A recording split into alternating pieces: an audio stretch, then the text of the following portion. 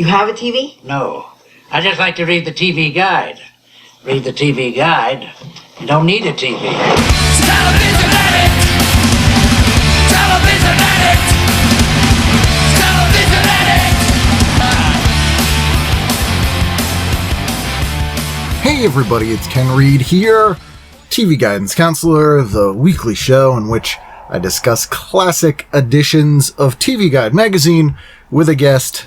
And still here, still doing it. You may hear in the background some birds and a little bubbling brook. That is my outdoor. I have the window open here in my home, which I've been sequestered, is that the right word? Since March 16th. I did leave the house this week. I walked down to the pharmacy to get my crazy pills, and it was good to get some exercise because I'm a huge whale right now. Whoop, I dropped the pen. Due to comfort eating. Oh boy. But man, people aren't wearing masks. It's bothering me, I will say, and I assume it's bothering you. Things are tough. I know. It does make it difficult to do a fun show, or what's supposed to be a fun show. Hopefully you think it's a fun show about classic television. But, you know, I'm still here, still doing it. So, I hope you guys are doing okay. I've gotten a bunch of emails from people. And messages, and I appreciate it very much. You know, I'm still plugging along, and I will say though, it does make it difficult to, bother is a little bit dismissive, but, to continue to do things that seem maybe trite, but, I don't think this is trite. But I know there's a lot of pain and horrible things going on in the world, and I appreciate all that, and things will probably get better at some point. But in the meantime, I'm doing what I can, doing the best I can here, just the 10 of us style. So, enough of that. I know that you're not here for that. So thank you guys for tuning in. I appreciate it. And again, thank you for everyone who continues to support the Patreon. I know that times are tough, and I appreciate you guys doing that. Let me know if you like that extra content that I'm putting up there, or what kind of stuff you'd like to see. I'm also putting up a lot more episodes on YouTube, which has been interesting. But shoot me an email if you want to talk about that. This week's episode is my first international episode since the lockdown and the remote sessions. My guest is producer-director, VR innovator, Anna Lee. I virtually met her last year. We both appeared in an Epix television series called Sex Life. So we were all sort of tagged in various posts about the show. So I started following her. She started following me. Very smart, funny. We have very similar tastes. This was a great chat.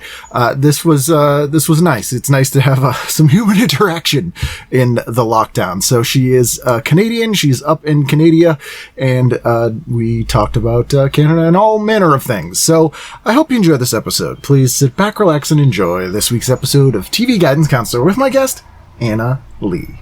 TV is my friend, and it has been always there for me in time of need. Via satellite, and I think my first international guest remotely. Anna Lee, how are you? I'm actually really good. How are you doing? I'm doing well, thank you. Good. You're speaking to me from the Great White North. I am locked away. Gratefully so. That's all I'm going to say about that. You wouldn't be allowed to enter the country if you wanted to. Aren't there? No, I don't even want to try. Let's, but no. We locked down. I think we closed the border to the United States. I think the end of March. I don't even know what date it is. I've never been to Canada, which is really weird. Really? Yeah, I grew up in the Northeast. It's drivable. Doing comedy, everyone I know goes to Montreal all the time, but for whatever reason, never been. Well, it's cleaner. It's more polite. It's basically the same. Our money is highly colorful. We have different food, which is funny. Yes. Like I can drive down to the States when I'm able to. I can actually drive down to the States, and it takes like an hour max for me to get to like the nearest Sonic, for example. We don't have Sonic in Canada. And, the food is completely different, and it blows my mind because we're so close. Since lockdown, for some weird reason, I've started watching YouTube, like YouTubers more, which I like never did before. I don't know why I am all of a sudden, but there's one that I'm fascinated with, and it's this guy. Is Toronto right above Buffalo?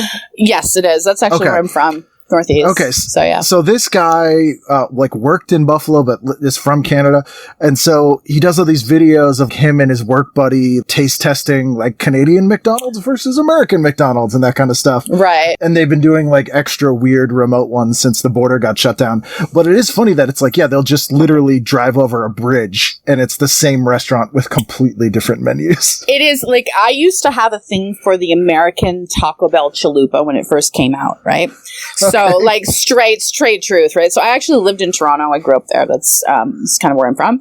And my parents had a house, sort of like a second house right near the border. So one of the things I would do when I would go over there is drive over to the Taco Bell. I think it was, like, very young. It was like college. And just to have the chalupa because it was different.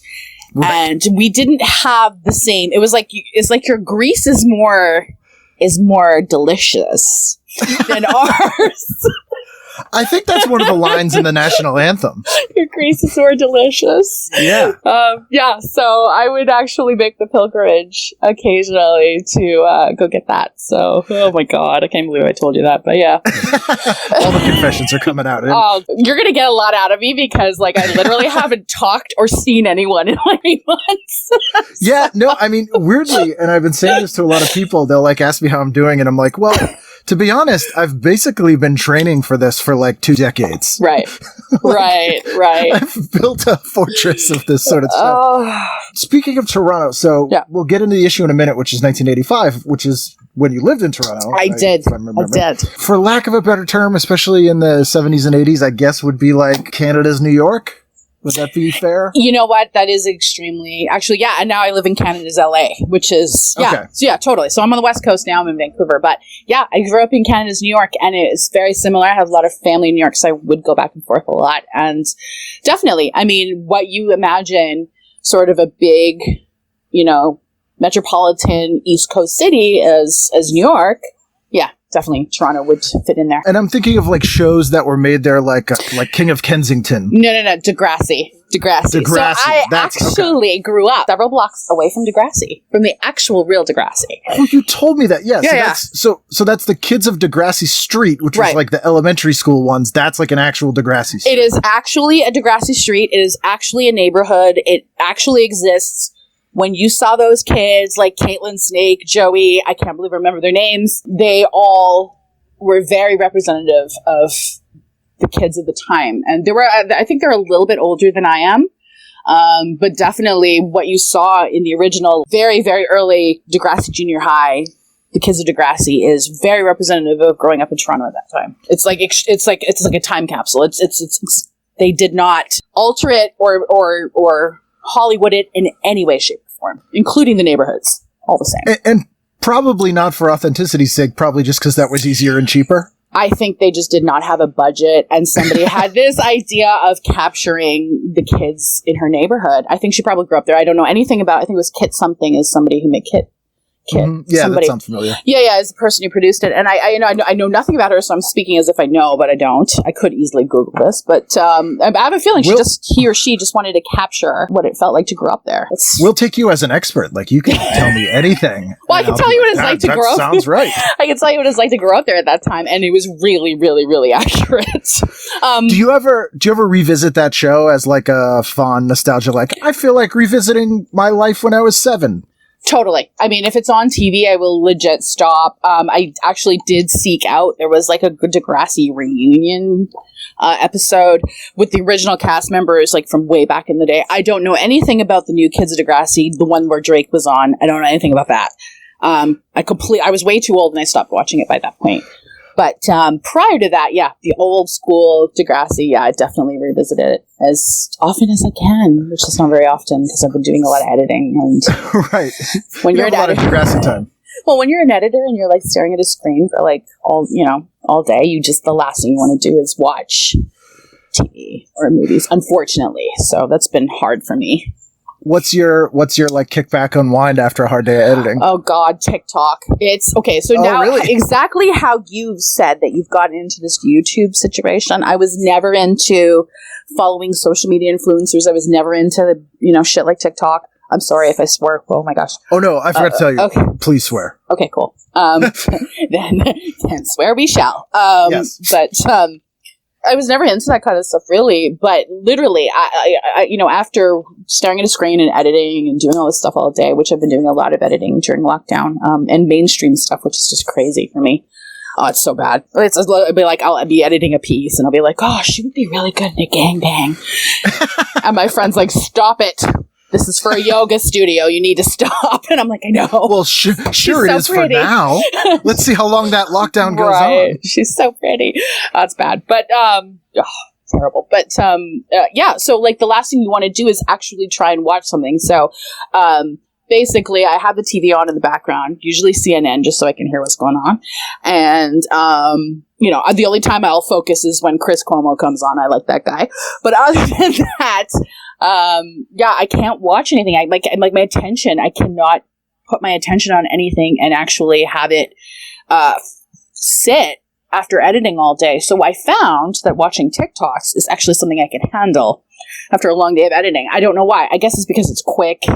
It's short. It doesn't require a lot of my brain power, and Yeah, you don't have to invest or anything. Right. Guess I still don't quite get it. Like, I signed up for it just so that I could sort of stake my claim to my name on there. Right. And I started posting like those, if you've seen them, those like dumb daily shorts that I've just been doing. And then I'm like, why am I posting these on here? You know what it's for? And what I noticed, the horrific thing that I realized after being on there for like a minute was that the median age there is like 16, maybe 15.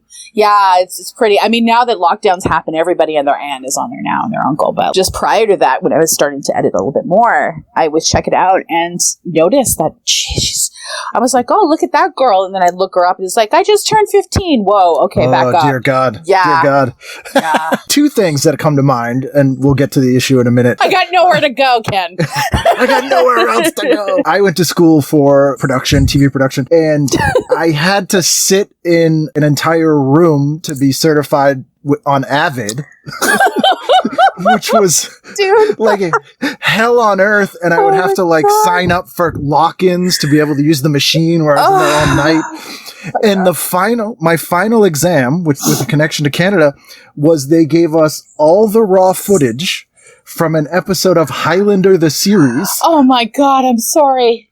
And I had to edit it into an episode. Wow. And I've never hated watching something more in my life. Wow. I was like, how does someone do this for work? Like, okay, well, two things. Like, now looking back on that, I'm like, whoa, that's actually cool. Like, 40-something-year-old me is like, wow, that's awesome, right? But man, I would have hated it too, because that wasn't that great of a show. No. The original Highlander, yes, but the movie's great. Oh, it's phenomenal. But and the second one is even good in a crazy train wreck fashion. Right. And then you just have to keep watching them because you have to. Yeah. But yes. And you get Michael Ironside popping up in some of the other one. Like, come on. It was just 200 hours of footage to get a 40-minute awful episode of Highlander the Series. Oh, Lord.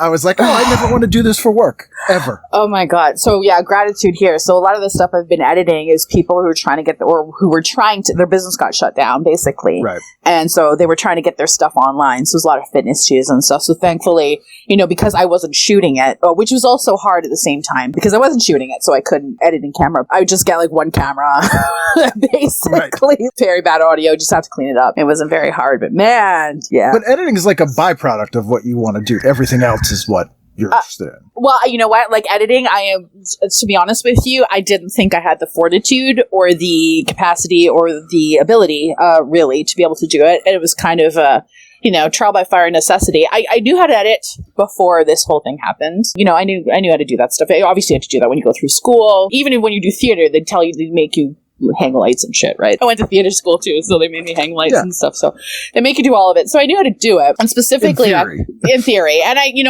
oftentimes too, as a director, because I knew that stuff, I often, when I am shooting, I take very precise notes and I try and edit in camera as much as possible, which for those people who don't know is you try and actually cut your thing, or you film your project in such a way so as to minimize the impact on the editor later. Pretty much shoot almost exactly what you need. And exactly. And light it that way. So I spend a lot of time, and I have a really great partner as well in the States who I work with, and one here as well in Canada.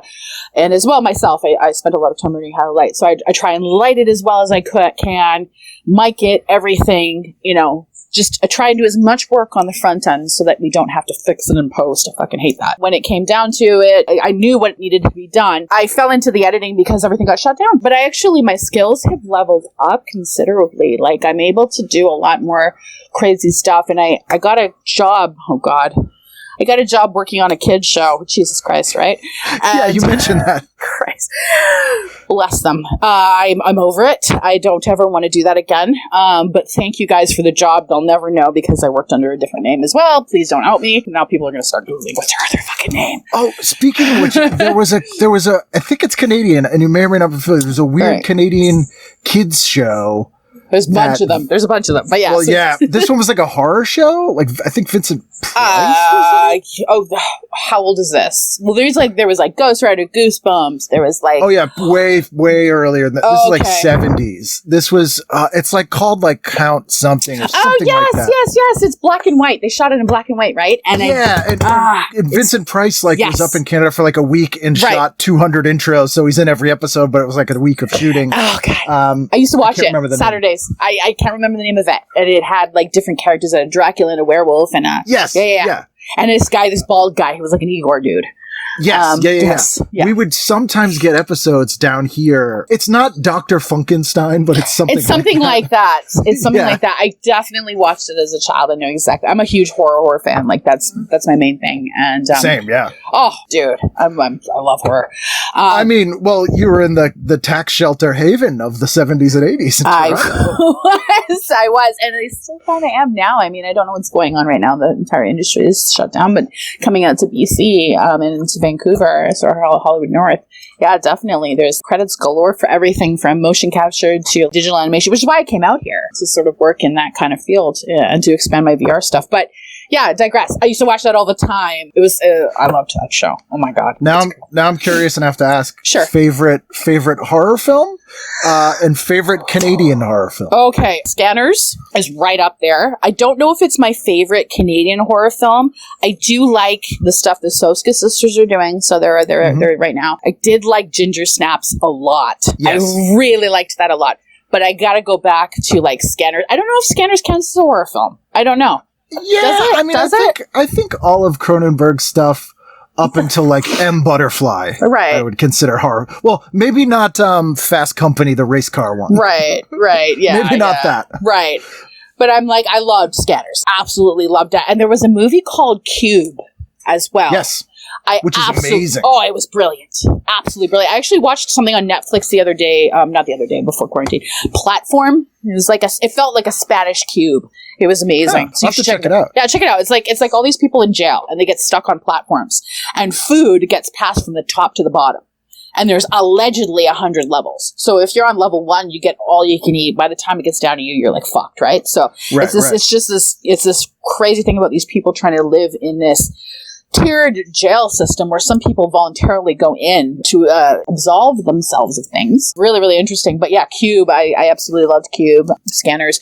But my favorite, if you're talking about my favorite horror films, they're the older ones. The Omen, The Exorcists. If you're the religious stuff. It's the filmmaking in it that I like. Okay. It's something that you can still watch.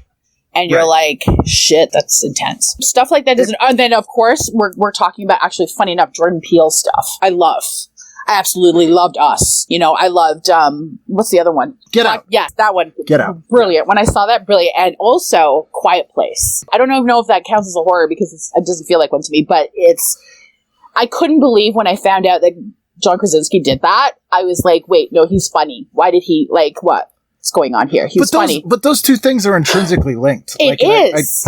I talk about it on the show all the time, but I'll bore you with it as well. If anyone's playing TV guidance counselor bingo, you get a square on this one. But the book that I always recommend to people who want to learn how to write comedy is Stephen King's Dance Macabre, which is his nonfiction book about horror fiction.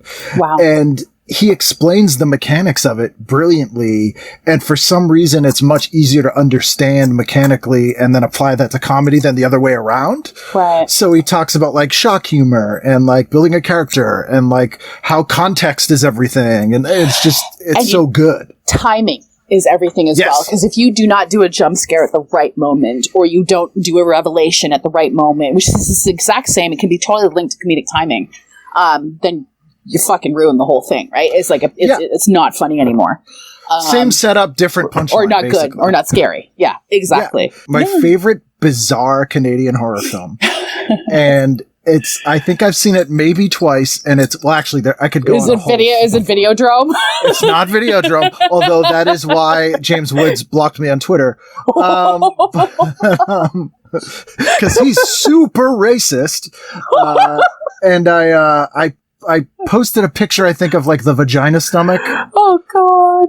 I forget what I said, but he didn't like that. But it's a movie from 1988, and it's called Pin, a Plastic Nightmare. I've never seen that. I've seen Pin, but I've never seen that. No, it stars Terry O'Quinn, who's in The Stepfather and Lost and a bunch of other stuff. Right. And it's sort of like Psycho. He is like a sex ed doctor, and he has this full-sized, anatomically correct, like visible man doll. Right. Oh my God. That he teaches his kids about sex with. I saw this. It's so fucked up. Okay, no, dude, I've seen this because I thought it was just a really bad dream. But as you're describing it, I'm like, I saw this movie. I know I have. Yeah. Wow. It's so disturbing. It was based on a book, but it's so, and it's very Canadian too. Is it called something else though? Is it called like Pin? Just Pin? Because I've seen it before. It might be just called Pin in Canada. It was called Pin, a Plastic Nightmare here. It's called Pin. I saw it. It was just called Pin here, and I think the trailer is like a guy in he's covered with a sheet. It's called Pin here. Just Pin. Yep. I've seen it. Oh Jesus Christ, I saw it. Yeah. Horrifying. Absolutely horrifying. There's also a Canadian movie called The Pit, which is about this kid who talks to his teddy bear, and his teddy bear tells him to murder people, and then he finds a pit filled with monsters in the woods. Is it called The Gate? Was Corey Haim in it? No, it's not The Gate, and that is it's not Corey Haim in The Gate. It's not Corey Haim. It's Stephen Dorff. Okay. Stephen Dorff. They look the same back then. Yes, thank you. That's a great movie as well. Right. But then to go all the way around the world and back, the movie I was thinking of, which has a Degrassi connection. Okay. And I think it was a made-for-TV Canada movie. It's called The Peanut Butter Solution. Have you seen that? I have not seen it, but I know of it. I know of it. God. I know of it. The most horrifying thing I've ever seen. And not intended to be so. See, I have a hard time, and even as a child, other than like superhero cartoons and things like that, or like She-Ra, I never watched kid shows. I don't know why. Maybe because I was a latchkey kid and a firstborn and all that crap. But like, so you could see whatever you want. Why would you watch kid shows? Right. I never watched kid shows, and I never watched like rom-coms. I always watched horror action, or like things like Black Rain. Or like, Conan and shit like that. Like, I used to watch those movies, and I never, also too, my dad, I was like a bit of a tomboy growing up, so like, my dad really wanted a son, so. Your dad's does your dad's main business is martial arts? Yeah, yes, they are. So like, so, he really wanted a boy, and I turned up, and he was like, all right, we'll see what we can do with this, and so yeah, like, actually, I'm super grateful for that kind of upbringing, because like, I can fix a lot of shit and figure things out. Right. To be totally sexist here for a second. Right. No, but it would make sense that you'd be watching action movies and martial arts movies and that sort of stuff. So I grew up watching like Kill or Be Killed. I don't even know if you know what that is, or like. Of course, I know that. Yes, that movie actually features guys that my dad knows in that movie. Oh, really? Yeah. So he's from this old school train. He actually opened for Bruce Lee once, which is like absolutely, it blows my mind. So my dad is like really, really quiet. And he doesn't talk about his shit. He's actually writing a book, plug, even though I can't really say his name. But he does Chinese martial arts. No, Japanese. Japanese, okay. Yeah, so karate. So he's a karate guy. Okay. But back in the day when he was younger, you know, it was all about, like, when Bruce Lee was big, it was just like martial arts. You kind of didn't really differentiate. You were just like, cool, right? Let's kick some ass. So he grew up in a very small town, in a very small country, and that's all I got to say about that, because I can't link my adult, unfortunately, with him. Absolutely, no. But he had a lot of cool fucking experiences, and my uncle. You have to go to my uncle for the stories, because my dad never talks about it. Right. He's humble. So it's not he's humble. He's just quiet like a CIA agent. Like, he doesn't say shit. Like, it's a little, it's not humble. It's just, he doesn't say shit, right? He just doesn't. Maybe it's I don't know. It's a still waters run deep kind of thing. It's a stoic Japanese don't say shit thing, right? So, I go to my uncle and I'm like, you know, I would read an article about my dad. And then I'd be like, it'd say something like, yeah, he opened for Bruce Lee. And I'd be like, Dad, is this true? And he's like, uh-huh. And I'd be like, tell me about it. And he was like, it was cool. That's it. And then I'd have to get my uncle for the whole story. And so apparently Dad was in San Francisco, and it was like when Bruce Lee was just sort of getting big. And he opened for him by doing a demonstration at a movie theater. They did a demonstration, and he was the opening act before Bruce Lee came out to introduce his movie. So I was like, what the fuck? Really? Like... Yeah. You know, and I would hear bits and pieces of stuff like that. Like, my dad, you know, his village, his town, raised money and sent him to Japan. And so he went there with just a backpack, basically, or a small bag, and showed up at the door of the Budokan, which is the main headquarters of the organization he was really in love with, and knocked on the door and was like, I want to train with you, please. And he, like, you know, took care of the place, and they gave him instruction. And he's the first non-Japanese in history to ever go from white belt to black belt in one exam. Wow. And he's also the first non-Japanese to have graduated from this very prestigious, which I can't name, prestigious martial arts organization and school. So he broke a lot of barriers and did a lot of cool shit. And, but yeah, hearing these stories, I'm like, what the fuck? Did you go into studying martial arts? I did. Okay.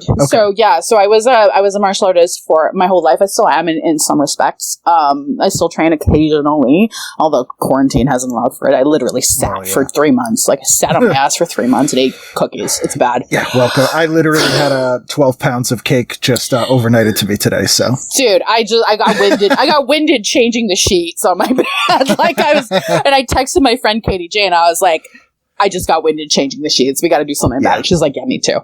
So I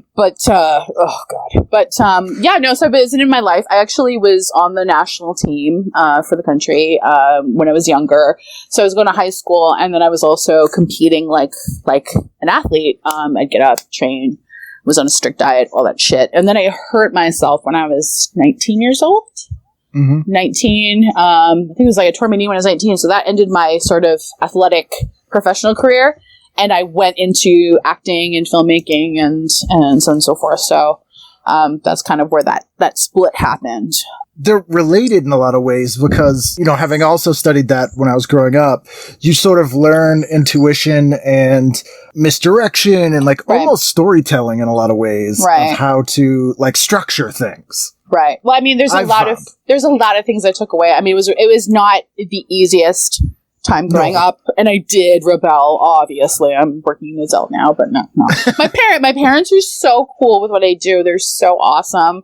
I show them my work, or bits of it. They don't want to see all of it, but they're so respectful of what I do because I make a product that I think is very, it's sexual, it's sensual, but it's not gross, right? So yeah, it's also unique. You're kind of trailblazing in a lot of ways, do your own thing, But yeah, to go back I digressed a little bit here, but the things I take away from sort of having that kind of upbringing is definitely I have an ability to lock in focus, learn quickly, and just be serious about what I'm doing. So one of the things when I launched my own company, 2049 Entertainment, was for years and years and years I worked for everybody else, and I was just doing stuff for everybody else, and I learned a lot. So much gratitude for people paying for my mistakes. Thank you. Thank you to everybody who paid for every mistake I ever made. But whether they knew it or not. But it's true. It's I was learning on someone else's dime, which is literally if you guys are starting out, if anyone who's listening to this is starting out in any job, if you can learn everything you can on someone else's dime and make all the mistakes on someone else's dime. And I mean this in the most respectful way, but it's straight up true. If you can work for someone else, apprentice, and get paid and learn and make all the mistakes you can without having to pay for it yourself, like actually financially, it's the best way to go. So like I have so much gratitude to everybody who ever hired me from jump. And I learned a lot. So when I finally launched 2049, I was like, okay, I can't afford to pay everybody. So I learned, editing and lighting and audio. And so I'm a one woman show now, but like literally it was just, it's the martial arts, training that's really coming into that. Being able to sit down and be like, I'm going to learn to light, and I'm going to learn to light well, and I'm going to learn to light fast. Right. And it requires a serious amount of dedication that I see lacking. And I don't mean to be like shitty about it, but like I see lacking in people who don't have sort of similar kind of things. Anybody who's ever dabbled in any kind of sport or thing will understand this as well. Like, I think that's why I think sports and stuff and organized activities are so important for kids. Because it teaches you, here's my little PSA, it teaches you so much later in life about how to work with others and, how to fucking like do stuff. Oh yeah. And it teaches you about disappointment and like things don't always work out when you do stuff, but like in a low stakes way, right? Which is kind of good. But also you recognize that when you're working for other people that you should pay attention and learn stuff and take it away from what you're doing. And a lot of people don't bother to do that. No. And it's like, I realized that, but the things I was doing was very unique. Like I got my start sort of in the VR game back in 2003, and the things I was doing was really early days, so I recognized off the bat that this was very unique and I need to pay attention. Were you a techie person generally? I was a gamer. I had a Nintendo the minute I could. I remember when my dad brought home Duck Hunt for me. I was like, I almost like shit myself, and I might have. And 1985 as well. Right, exactly. So like prior to that, I was playing like Street Fighter and stuff like that, with my quarters down the street. I don't even think it was a quarter. I think it was less than that. But I would go like down to the corner and like play, because kids in the 80s never got kidnapped and shit. Like we were wandering like nomads everywhere. Like I literally think about my childhood, and the only stipulation was I had to be in before it got dark. And in summertime, that's like at 10 p.m., right? So like you'd be out all night, like almost, and come in. And when I was 12, maybe 11, I made money buying and flipping comic book collections. Dude. And I would look in the want ads, these like printed want ads, and call up weird dudes and like take my bike or the bus over and drop it off, right? You were a hustler. And like pick up this stuff, And I'm like, I can't imagine that. You're like a straight up hustler. I love it. You got to make the money when you don't have it. I sold candles. Yeah. I made tea towels. But I did teach martial arts when I was 12 to 14. I used to teach for free lessons because I had no money. Right. So you get it. Yeah. Oh, absolutely. Right. Yeah. And I think when you're earning a thing that way, you tend to take it for granted less because you know what you've had to do to get it, sort of. Right. I think that's my old man talk. Just thinking about, I would be 13 years old and hanging out at punk rock clubs by myself, and my parents just didn't care. Like that was fine. I delivered newspapers for the Toronto Star at like 11. And like this 11-year-old, and I was actually like small when I was a kid, right? So not anymore, but like this, I had by the way, I had a massive growth spurt when I was a teenager too. Like it was brutal, but I was a little kid, and I'm like, I used to lug these massive newspapers around the neighborhood, like when it was getting dark. I can't even think of doing that to a child that young. Like when I see an 11-year-old now, there's such a great divide in kids, right? Nowadays, they either look like they're 20 or they look like they're 5. Like there's no in between anymore. I don't know what happened to that awkward, like weird ass I'm a kid phase in between, but like, it doesn't exist anymore.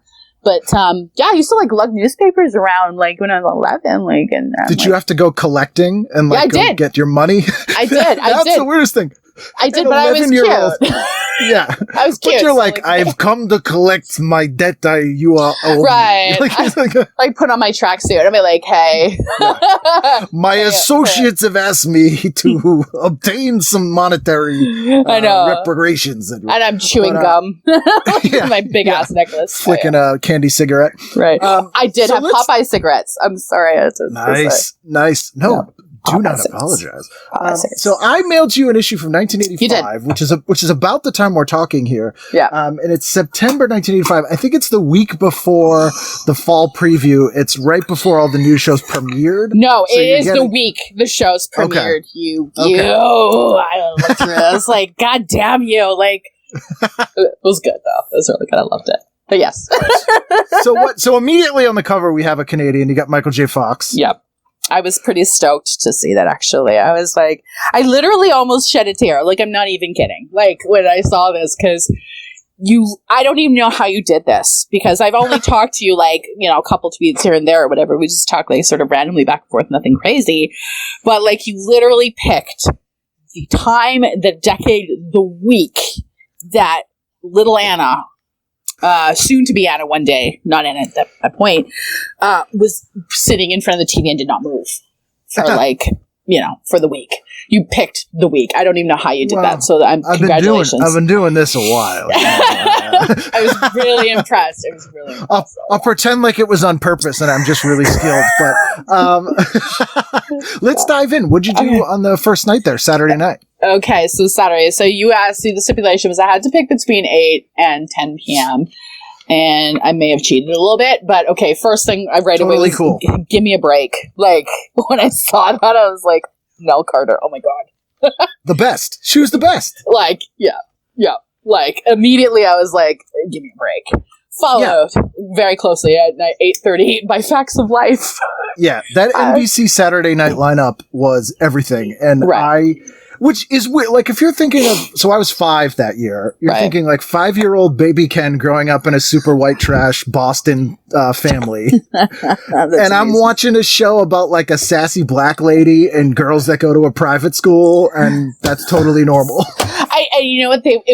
They were the shows, right? I was 8 at the time, actually, when this happened, when this went down. So, yeah, I remember watching these episodes live. So, like, it was like, but the stipulation though is you also asked me to pick it as if I was watching it now, which ironically 8-year-old me would still watch, and 40 whatever old year old me would still watch these two shows.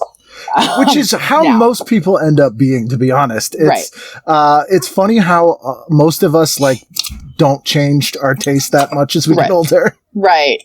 Now, like 9 p.m., I picked Golden Girls, but I wouldn't have watched that as an 8-year-old. But now, it was like later on, I think in the 90s, I got this little TV set. I had this little TV set in my room, and then eventually in my dorm later. It was like a little black and white one, and you kind of could change the channel, so it was like a radio, and I would get the Golden Girls on there. So I actually ended up watching like all of them on rerun, and I became a fan. And then I picked 227, but then I wrote here as a note, because I actually made notes for this: to be a cheater, me today would watch the Larry Holmes boxing match, understanding that he doesn't actually come on till later. But I would flip back and forth. Are you a big boxing fan? I am any kind of combat sports. I watch any sort of combat sports. I am not into UFC. I watched the very first UFC, and I was very into it before, but now it's become something a little different, and I'm not a huge fan of it anymore. Oh, same. I remember I built black boxes when I was a kid, because, Yeah. And so we got the first couple UFC's pay-per-view, for free. Right. And I liked them because I liked that idea of it was basically like Street Fighter. You're like, we're pitting the styles against each other. Right. But now it's just like douchebag boxing. It's become something that is a cross between boxing and wrestling. And you know what? I love professional wrestling. Huge WWE fan. I used to watch it when Evolution, I have several periods in my life where I watched it very intensely. I'm not so much anymore, but huge WWE fan, so I really appreciate it. I have some of my best friends are professional wrestlers. So I have a lot of appreciation, admiration for what those guys do and the show they put on. But it's become something like that. It's become a manufactured spectacle, and it's lost that idea of the martial arts. It's become this hybrid of like it's like Dolph Lundgren in Rocky 4. Yeah. Oh yeah, I would call it a futon in that it won't go far enough in one direction or the other, so you get kind of a crappy version of both things. Right. Which I'm saying, I'm not putting on you. No, but it's for sure. like if you're gonna go all out and be wrestling. I'm gonna totally get hate for this. Oh, I know I'm gonna hate for this. But I'm yes, sure, go ahead. But you can handle yourself. You have them talk to me. No porn for you. Yes. Okay. But it's like, if you're going to do it, go all out or go all serious. But when you're doing sort of both, but not quite there, it's just, it's missing it. Something to me. Right. And that's where I kind of like fell off of it. And which is sad, but I used to love the early days of UFC. It was amazing. I don't even know how we said about that. And boxing too. I mean, like Mike Tyson's Punch Out was one of my favorite games of all time. And I still play it often. Right. So yeah, exactly. I still have it too. That's my only exercise right now, unfortunately. But friggin' super macho man's a son of a bitch. Dude, isn't he? But when I saw in the TV guide that Larry Holmes is having a fight, I was like, fuck, I need to watch that. You could probably find that fight on YouTube now. I know, but just like, I just thought I got, like, 40-something-year-old me got excited, like, holy crap, that's history, yeah. And, Well, it's also a special event. You were like, wow, I could watch that one night only, and it was that time. Right, on TV, kind of for free. Actually, it's HBO, you have to pay for it, but, still. Did you guys have cable? We did, we actually did, at that time, let's go back and forth. So actually, I was born in Jamaica on a pit stop, and so when I lived there, we didn't have TV and stuff like this. Well, yeah, when no we one first, probably did. Right. When we first moved to Toronto, which I believe was in 1984-ish. So that's another thing is you picked. I think it was like 84. I moved to Toronto, maybe a little earlier than that, but like, you actually picked the year when I got TV. Wow. So my dad was brought over to Toronto and sort of inserted into the community here because he was brought over because of what he had accomplished. Mm-hmm. And so, all of a sudden we had TVs and fancy cars and shit. Like all of a sudden, like it was just like crazy because back then it was like Jamaica's a small country, and at the time it was a poor country. And then prior to that, my parents were from South America, so like. They lived in sort of like a poor village. And so even if they wanted to, even if they had money, that stuff wasn't available to them like that. So coming to North America, all of a sudden we had TV and this. So yeah, I was glued to the screen and told I would be blind if I sat too close. And I think they were... Well, you probably told you would be blind doing a lot of things. No, definitely told I would be blind if I sat too close to the TV. But like, yeah.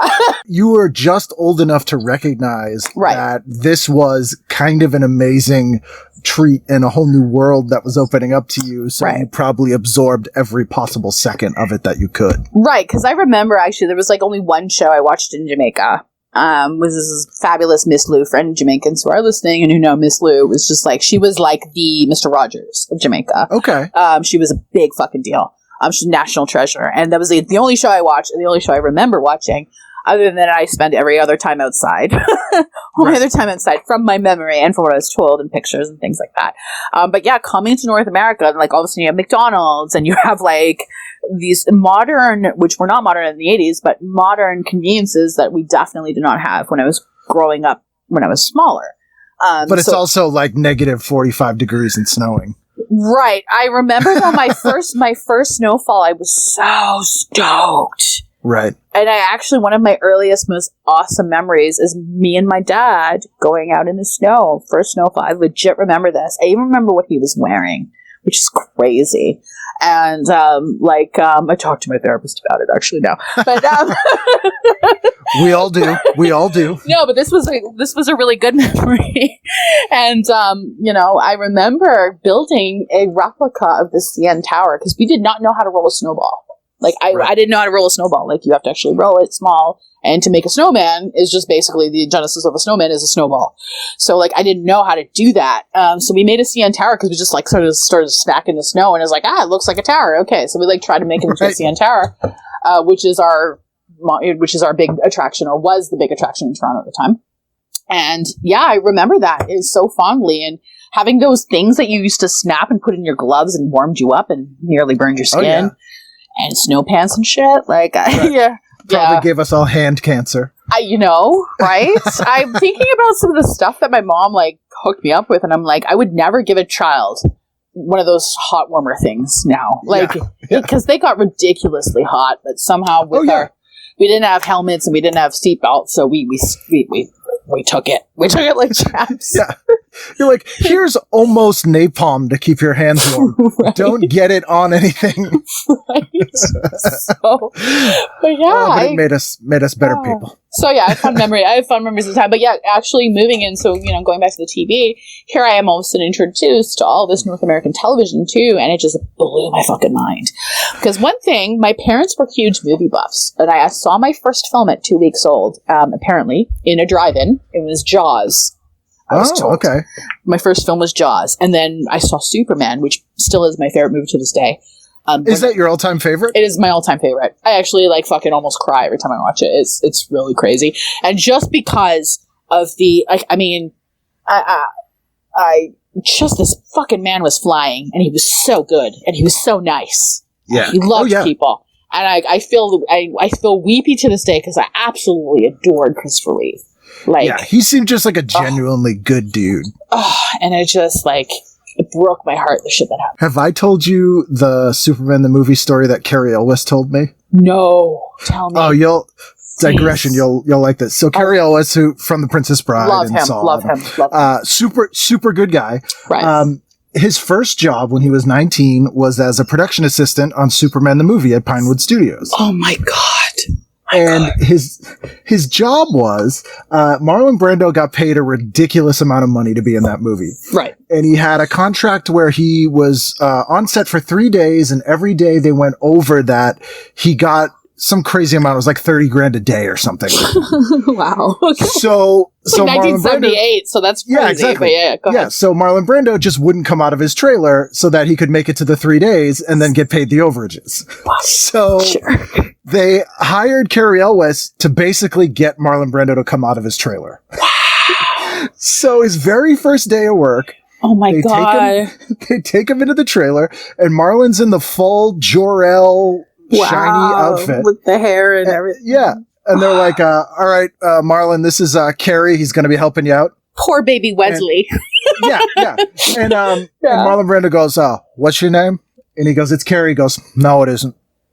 It's Rocco. And so he's like, okay. So what are you going to say though? What would you just say? Oh yeah, sure. Yeah. I would just say yes. Exactly. Yes. And so Marlon Brando goes, okay, Rocco, I'm not coming out unless I get a lemon meringue pie. Jesus Christ. So Carrie Elwes is 19 in England, and they don't have lemon meringue pie there, And so he goes on a wild goose chase. He finds a lemon curd, which is like a little lemon tart that they have, and he brings it to Marlon Brando, and Marlon Brando goes, what is that? And he goes, oh, it's a lemon curd. Yeah. And Marlon Brando goes, lemon turds. Oh my god. And he goes, no, lemon curd. He goes, okay, Rocky, you eat it. So he makes him eat this thing, and he watches him eat it, and then he goes, okay, let's go to the set. Dude, he sounds like he's basically Don Corleone and every fucking character mixed into one right there. That's just crazy. But at the same time, I would be so awe-inspired and do whatever he said. Oh, yeah. I mean, I get the impression he was one of those guys that was constantly fucking with people, and he was just waiting for someone to be like, I'm not doing that, you asshole. Right. Because he was I'm Marlon Brando, watch this. Yeah. And no one ever told him no, so he just got crazier and crazier until he just forgot it was a joke. I told Kanye West no. Oh, really? And that did not go well. No, I imagine it wouldn't. He didn't like that, and then he subtweeted me. It was not good. Some bullshit about what I say no. The reason why I say things is because I'm whatever, and you need to do what I say because I know what I'm talking about. I don't even remember, but I just remember my friends yo, he subtweeted you. I was like, what? What does that even mean? I didn't even know what that meant, right? And I was kind of even better. Now I know what it means, but back then I was my old ass was like, what does that mean? Yeah. And she was like, remember when you told him no? I was like, yeah. And she's like, yeah, you didn't like it. Yeah, yeah, but he stopped talking to me after that, too. I worked with him very briefly on something. And yeah. But that's probably better. Yeah, exactly. Now that we know how that ended up. But yeah, I mean, Superman the movie was everything. That was our only superhero movie. And you know what, too? Like, the one thing that I love about that movie, and this is so stupid, or maybe it isn't, and everyone else will agree with me, and you'll remember how it felt when he looks at you, when he flies away at the end. Yeah. He fucking breaks the fourth wall and looks at you. And I was just like, he's looking at me. Which should have the opposite effect. Like, that should ruin it and take you out of it. No, I was like, he saw me.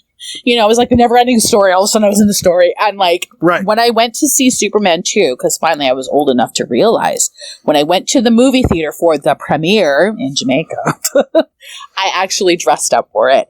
And I have pictures of me pick this dress out because I thought Superman might see me.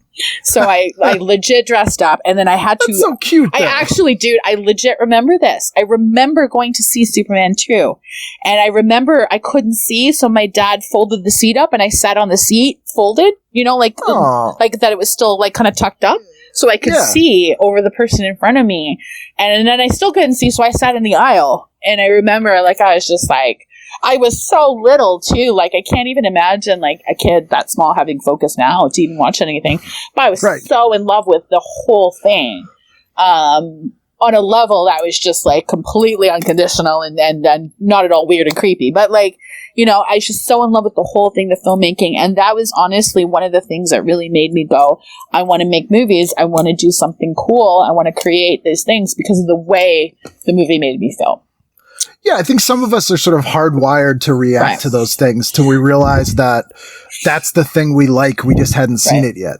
And that's the thing that I take with me, too, like, when watching movies is, like, some people are like, how come you liked that movie? You know, like, for example, I'll throw something obscure at somebody. I'll be like, oh, I love this movie. And they're like, why? Because of how it made me feel. But it's a terrible movie. Technically, it's terrible, but there's something that somebody did in it that made me feel something. And that's kind of like, that's why actually I got into VR, just to completely do this like massive segue here. I got into VR because VR really appealed to me because it was about creating an emotional experience and a virtual visual audio experience that made you feel something as opposed to watching something with this sort of glass screen in between you and the action. You're now part of the action and you're literally feeling what's going on a level, you know, sensory, auditory wise. You want Superman looking at you. Oh, dude. If there's some way I could do a Superman experience with Christopher Reeve back then, the way he looked, everything, and just bring in his VR now, like that would be incredible. And I'm sure somebody who's really good at CGI can probably do that. So if you are doing it, I would pay a lot for that. Word out. Or email me, everybody. I'll send it to Anna. Dude, I'll work with you on it. Like, I would just die. Yeah? Only horror movie I can think of shot in Jamaica. Do you know it? Oh, dude, no. No. 1990s Popcorn. Dude, really? It was filmed in Jamaica? Completely in Jamaica. Huh. You know, I never knew that. When I think of Jamaican cinema, I think of like Top Shotters and stuff, but I don't think or like Harder They Come. Yeah, stuff like that. But I don't think of horror at all. That's crazy. Yeah, there's not a ton. Although oddly, the here in Boston there was a movie theater called the Orson Welles Theater. Oh, yeah, and they basically invented the midnight movie, and the movie that they started midnight movies with is The Harder They Come. Wow, that's so cool. Every Friday night at midnight, and it got this huge fan base. And so the theater itself started importing the soundtrack to the movie from Jamaica. Wow. Because people wanted it. And then the very first show Bob Marley and the Wailers played in the United States was at the Orson Welles after a screening of The Harder They Come. See, I wonder, like you say this, and I'm absolutely like in fucking awe, right? And I wonder if, like, let's say 20, 30 years from now, if kids will think of that kind of stuff with what's going on now. I do too. But I don't think they will because entertainment is so accessible. Like, I could watch literally anything on my phone. I can even watch shit on my watch now. It's like trippy, you know? It's disposable now. You take for granted that you'll always have it. So there's no big old school, you have to go down to the Orson Welles and see this, and Bob Marley's going to be there. There's no like my dad opening for Bruce Lee, for fucking Big Boss that's premiering in San Francisco. Like you don't see that anymore. Like it doesn't happen anymore. And premieres have become such a press junket thing and a photo op. It's not like this. It's not like that anymore. So like, that kind of makes me a little sad that that's kind of died. It does for me too, but I wonder if we're just old and there's an equivalent thing that we just don't know about or don't understand. I hope that you're right. That's my hope. I don't think that's actually true, but I hope that. Okay, like you just said that. Like, do you or do you not sometimes feel like your parents, like, you'll catch yourself like having a nostalgic moment like I just had? I'd be like, shit, I sound like my mom or my dad. Like, oh, absolutely. Dude. It's like I'm talking about malt shops. Right. And they used to clean to the 50s music and shit. And I'd be like, now I cleaned the bathroom the other day to fucking like Adi Kamosi and like, and some other like, Gin Blossoms or something. And I was like, wow. I do love the Gin Blossoms. I do too. It's such a good record. I was actually listening to New Visible Experience yesterday. Yeah. I mean, I think that's just how our brains work. I think you can't get away from it as much as you want to. There's part of that that's inherent in being human, sadly. Right. Yeah, like exactly. Exactly. So Sunday night, what'd you do? Oh, okay. Sunday night, the Emmys. Okay, because even then, there's just the Emmys. That's it. Then, I was big into like I said, that was one of my first or second years in North America, and I was already hooked on film and TV and just the majesticness of it all and how beautiful it was. Glamour. All of it. And so, I would have watched the Emmys like as intently as I would have watched the Oscars, which I don't so much anymore now. But I don't either. I used to watch every award show growing up as a kid. And oh, God. I completely lost interest when I was like 20. I was like, why am I watching this? Right. It also, like, when I started actually working in film and meeting some of these people and working with them and then, eventually going to award shows of my own, it lost the shine. And I was kind of like, she's hungry. I know what that feels like. You saw behind the curtain and it ruined it? I did. And I've been behind the curtain, so I know what it's like to like get up and then you do your makeup and it's hours before you actually have to get to the red carpet and then you haven't eaten yet and then you do the carpet and you just go through for the pictures and then you sneak off and like stuff your face because you're dying. So because we were talking about that. I was saying how I one of the things I never got to do is like do a red carpet event. I was like, I'll take you. Yeah, I mean, it'd be kind of cool just to be like, oh, I did that, but it does sound not fun. Okay, I tell you this. The next red carpet I go to, Ken, you will come with me. I'm telling you right. I swear to God, I promise you. I don't know what that's going to be because I don't know what next year is going to look like or the rest of this year for that matter. I don't even think like the shows are happening this year, unfortunately, or I don't even know about next year. But when it does, I will take you. You will get to see what it's like. But from a female perspective, it's completely different juggernaut. You get up and your makeup artist comes and you get, you do the dress and everything. You pick this out and it's all about pictures and stuff and how you look. Right. And I'm not even a fucking performer, right? So like it's ridiculous. And and then you go to you're starving, so like I try and sneak out. There's usually like a long wait between the actual carpet and the start of the awards, if you even actually care about the actual awards. right. So like you try and find food if you can, and you try and eat and do that kind of stuff. You see everybody. Well, the nice thing is you get to see everybody in one place that you've been working with all year in bits and pieces. So that's the part I like about it, and you get to see them looking really pretty. Everyone looks nice.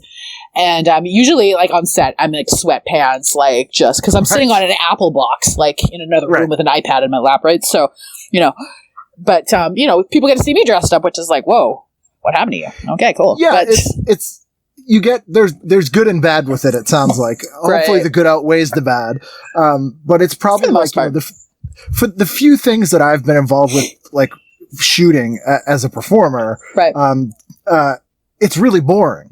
Right. And I don't think people, I mean, maybe it's different in your industry, which I have not shot for because no one would pay for that. But, it's a lot of hurry up and wait. It's really boring. you're doing the same thing over and over again, and it's not super exciting. So I got my start as an actor, right? So that was the first thing. Actually, I did a very big movie, which I can't name because then you'll find out what my real name is and stuff. Absolutely. But I did a very big movie for my first movie because the producer was friends with my dad, so totally got in to this massive movie with a very big actor who was in Highlander. Let's just put it that way. And so it was my first movie that I did. And yeah, I fell asleep on set like the first day, and then they came looking for me. It was really embarrassing. But so because of that, because of those experiences as being an actor, when I do my sets, I try not to have that happen. I try and run things very efficiently. And like I said, I edit while I'm there, like in camera. So because I do that, everything is meticulously planned out prior to it. So usually if I tell a performer you're going to be in and out in 2 hours, they're like, yeah, right. It usually happens unless there's some catastrophe that happens in a technical catastrophe. But do you always shoot with just one person? No. Okay. No, I've shot. That would make it easier if it was just one person. No, also. So straight honesty. The reason why my 2049 release Black Box is solos is number one, budget. I could not afford. This is my first thing. I'm financing this 100% myself. I have no backers, no investors, nothing. So, in 2049 was completely built on my own pennies, literally my own pennies. And so the only thing I could do was afford to shoot Solo Girl. Secondly, on top of that, with VR, I don't necessarily feel like you need a person under the camera. Now, this is contrary. Like a lot of people will disagree with me, but when I watch it, I honestly want to feel like I'm the person in it. So when I look down and I see a giant dick, first of all, I don't have one. Like literally, not many of us do. Figuratively, but like not literally, you know. And so to look down and see that throws me out of. I'm an inch removed. Okay. For you, it ruins the point of the VR because it's already taking it out of the aspect of you are there. Yeah. And that's what I was saying is like for me, so there's a couple things of VR and I'm a huge advocate of. Number one, forget the narrative in the constrictive sense and focus on the experience. So you can create a narrative, you can do a narrative piece. And for people that don't know what that is, it's a scripted story. Mm-hmm. But you need to focus on the experience. So for example, I was saying this to somebody the other day, like, you know, if like somebody was asking me this question from LA I was getting interviewed yesterday. They're like, okay, so what would you do if you wanted to remake like Batman and Joker, Dark Knight? I said, okay, pick either Batman or pick either Joker. Now, when you're shooting it, though, you really need to focus from the direction of the director and the performer who's there. Would I even have a body under the camera? That's a question. Yes, because Batman is a very iconic character. So yes, I would have the suit and everything. You'd look down and you'd see that because he's very. Batman's like that, right? Average Joe, I wouldn't want to have a body because Average Joe is you. Average Joe is me. So yes, I would do that, but it's very important for me to direct from the point of the experience. So with Black Box, when you watch it, there are no pronouns. When there's no pronouns. And I was very specific with the girls. I said, the ladies, no pronouns. I don't want anything identifying the viewer in a physical or pronoun way. Because I want anybody to be able to put this on and feel like you are talking to them. And that's what the whole thing was about, was creating something that made you feel like you were really there. Going back to the whole Superman and feeling that. A large part of my decision, I'm going to be straight honest with you, is the fact that I didn't have the money to do a boy-girl. The best things sometimes come out of constraints because you have to innovate and come up with a way to work around your limitations and come up with something more interesting sometimes. But I mean, you know, I was blessed. Hollow Girls, I got my start in sort of live-action VR porn with Hollow Girls. So I spent their money. Thank you so much, guys. But we did gangbangs. We did like massive orgies. We did like huge 10 girl, 7 girl, whatever, like huge things. We just experimented with a bunch of shit, all these cameras. But I found what people really wanted was to feel like they were there and to feel that intimacy. And I actually shot one of what was known as, and is still known to this day as, one of the first girlfriend experience VR, and became a huge trend and still is. And it actually, like you said, trailblazed and created this sort of like requirement now for when you shoot VR. So you have to have the girl. She has to kiss you. She has to look you straight in the eye. And all of it, I have to give props to my girl, who was my Ellen Page of porn at the time. Her name was Evie, and she was phenomenal. She was sort of just this very natural-looking girl. Her acting ability was second to none. But she just did things that made you feel like she was really talking to you. And that was very important. And it's still important to me this day. And when I cast, I spent a lot of time with the girl, but prior to shooting her, whether she's new or not, to see how natural she is. Because porn sex and real life sex are completely different things. And I think VR should emulate, should feel more natural than not.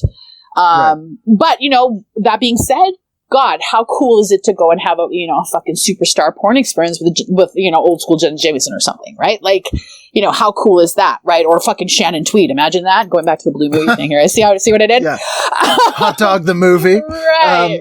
But imagine that, right? Like, go ahead. Do you think that format or that main idea, that conceit, the plot and the story is important as the experience, will ever spill over or take over sort of mainstream entertainment, and No. that VR will become part of that? Or do you see it remaining sort of a niche thing? Eventually it will, but I think there needs to be more components to have people be able to digest it more comfortably. And I'll explain in a minute. Right now, it's kind of this thing of where people, a large part of why I stopped working with Hollow Girls and bless them. Thank you so much for what they gave me. And I have mad respect to them. And straight up, I still shoot for other people. So, I won't name names, but like I still shoot for them and I have mad respect for what they do. And I love what they do. And a lot of people produce some really beautiful content, but I think they're missing the point. I think a lot of them are just serving up things that are easy to digest right now. So the stuff that you would see on Pornhub or on your phone, or on browsers or whatever, or one of the million amazing sites that do amazing work. Because there's a lot of directors out there, especially some ladies who are just killing it, doing some amazing stuff. But I think that they're missing the point of what VR is the medium to actually make you experience an alternate reality. And like I said, I'm a huge advocate of really pushing the film. Now, it's not that the plot isn't important. It's not in the story. In fact, if you're going to create a realistic experience, the plot, story, and all of that shit become even more important. So important that they disappear. The ability to make something disappear into the background is a skill. That you need to finely tune and hone. It's the same like an incredibly natural actor. They fucking went to school for years to be able to get to that. You know what I mean? Like it's there's a lot of training. The better they are, the easier it looks, the better they are. Exactly, right? And the more they fade into the whole thing. They mesh into a part of the whole thing. And that's what you want to do. And so it's not that I don't think plot and story and stuff are important. They are incredibly important. It's just how you deliver it. And that it not becomes the central focus, and that the actual focus is the experience that's happening to the person. And in so much so, to take it even further, that it's not like fucking contrived. So like I'm not sitting there and boo, there's an explosion. Woo, and now I know what an explosion feels like. You know what I mean? Like cheesy fucking things like that. It needs to be things that are very subtle and natural. So when I did my first GFE, which everyone really liked, I took a lot of risks with it, and not all of them worked, but I dimmed the lights. So prior to that, everyone was shooting like super bright porn light. Everyone was wearing normal clothes. In fact, I'm actually known for. Are you okay with wearing what you wear when you walked into the door? And they're usually like, what? You don't want to see all my lingerie? No, I'm good with this. If you're good with this, we're good with this. So so I have very natural clothes. It was based on a first date. So they watched a movie for the first 10 minutes of porn. They're watching a movie side by side on the couch. Like, who does that, right? But what I wanted to do was I wanted to create that feeling of tension before you hook up with a girl or guy. Like you're sitting on the couch in college and you're looking at them and you're like, something's going to happen. I know it's going to happen, but I don't know when, and who's going to make the first move. That's what I tried to do. And it's like, people are like, and, those were some of the criticisms I got. Oh, it was too dark. What the fuck's with this movie? Like in the beginning, but now guys, it's all leading to this thing of where I'm trying to create this feeling, but that the whole story was crafted around it too. So to be a part of it, so it just disappeared into this natural thing. So that's the thing I have is I wish more people would focus on the experience, but unfortunately people are not ready to digest that yet, I don't think. And until we get to a point of where there's more acceptability in wearing the headsets get more advanced. There's more acceptability in being able to listen to it from an audio. And there's some people who've been doing this forever, so they're so cool with it. But, the mass public are used to looking at shit on their phones, right? So like they're not ready to be in something yet. They're not ready to lose themselves in something. They don't want to end up like Job in Lawnmower Man. We might want to be virtuosity. Some dude, right? Until there's like maybe some more haptic suits and more advanced technology on the haptics, which are things that, make you feel what's going on too. I don't think people are quite ready for that. And, total side note, I named my company 2049 after Blade Runner 2049 because the girlfriend in it, Ryan Gosling's character's girlfriend, Joy, I saw her in the movie. And to me, when I think about Blade Runner 2049, I forget about all the other shit. I don't even worry about Harrison Ford and Kid and all that other stuff. I just gave away a bunch of stuff. It's been out long enough. It's fine. I don't know if a lot of people saw it, though, which is the funny thing. What's weird? I haven't even seen it yet, and Blade Runner is one of my favorite movies. Dude, which is maybe why I haven't seen it yet. 2049 made me cry, man. It's so good, and Gosling is so good in it. Like, his just performance is just... And I'm not really a huge fan of him normally, sorry, Brian, but, like, he just blew me away in that. And the fact that the marketing, I guess, sucked for the movie because not a lot of people saw it, especially film people didn't see it. It's a hard sell, though. It's although Blade Runner is an iconic, well-loved movie now, right.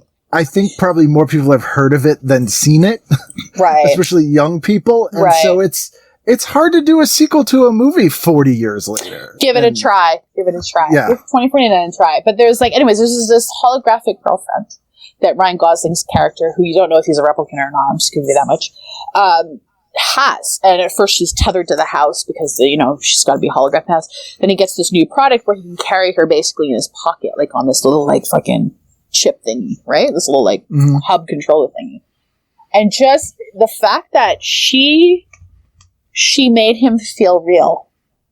Even though, first of all, one, we don't know if he's a human or a replicant. So that's the whole question of the entire movie. So you don't even know if he's human or replicant until the end.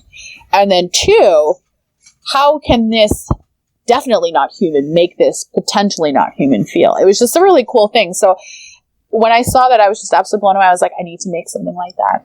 I need to make something like her. And that's kind of where 2049 Entertainment came from. It was definitely from that.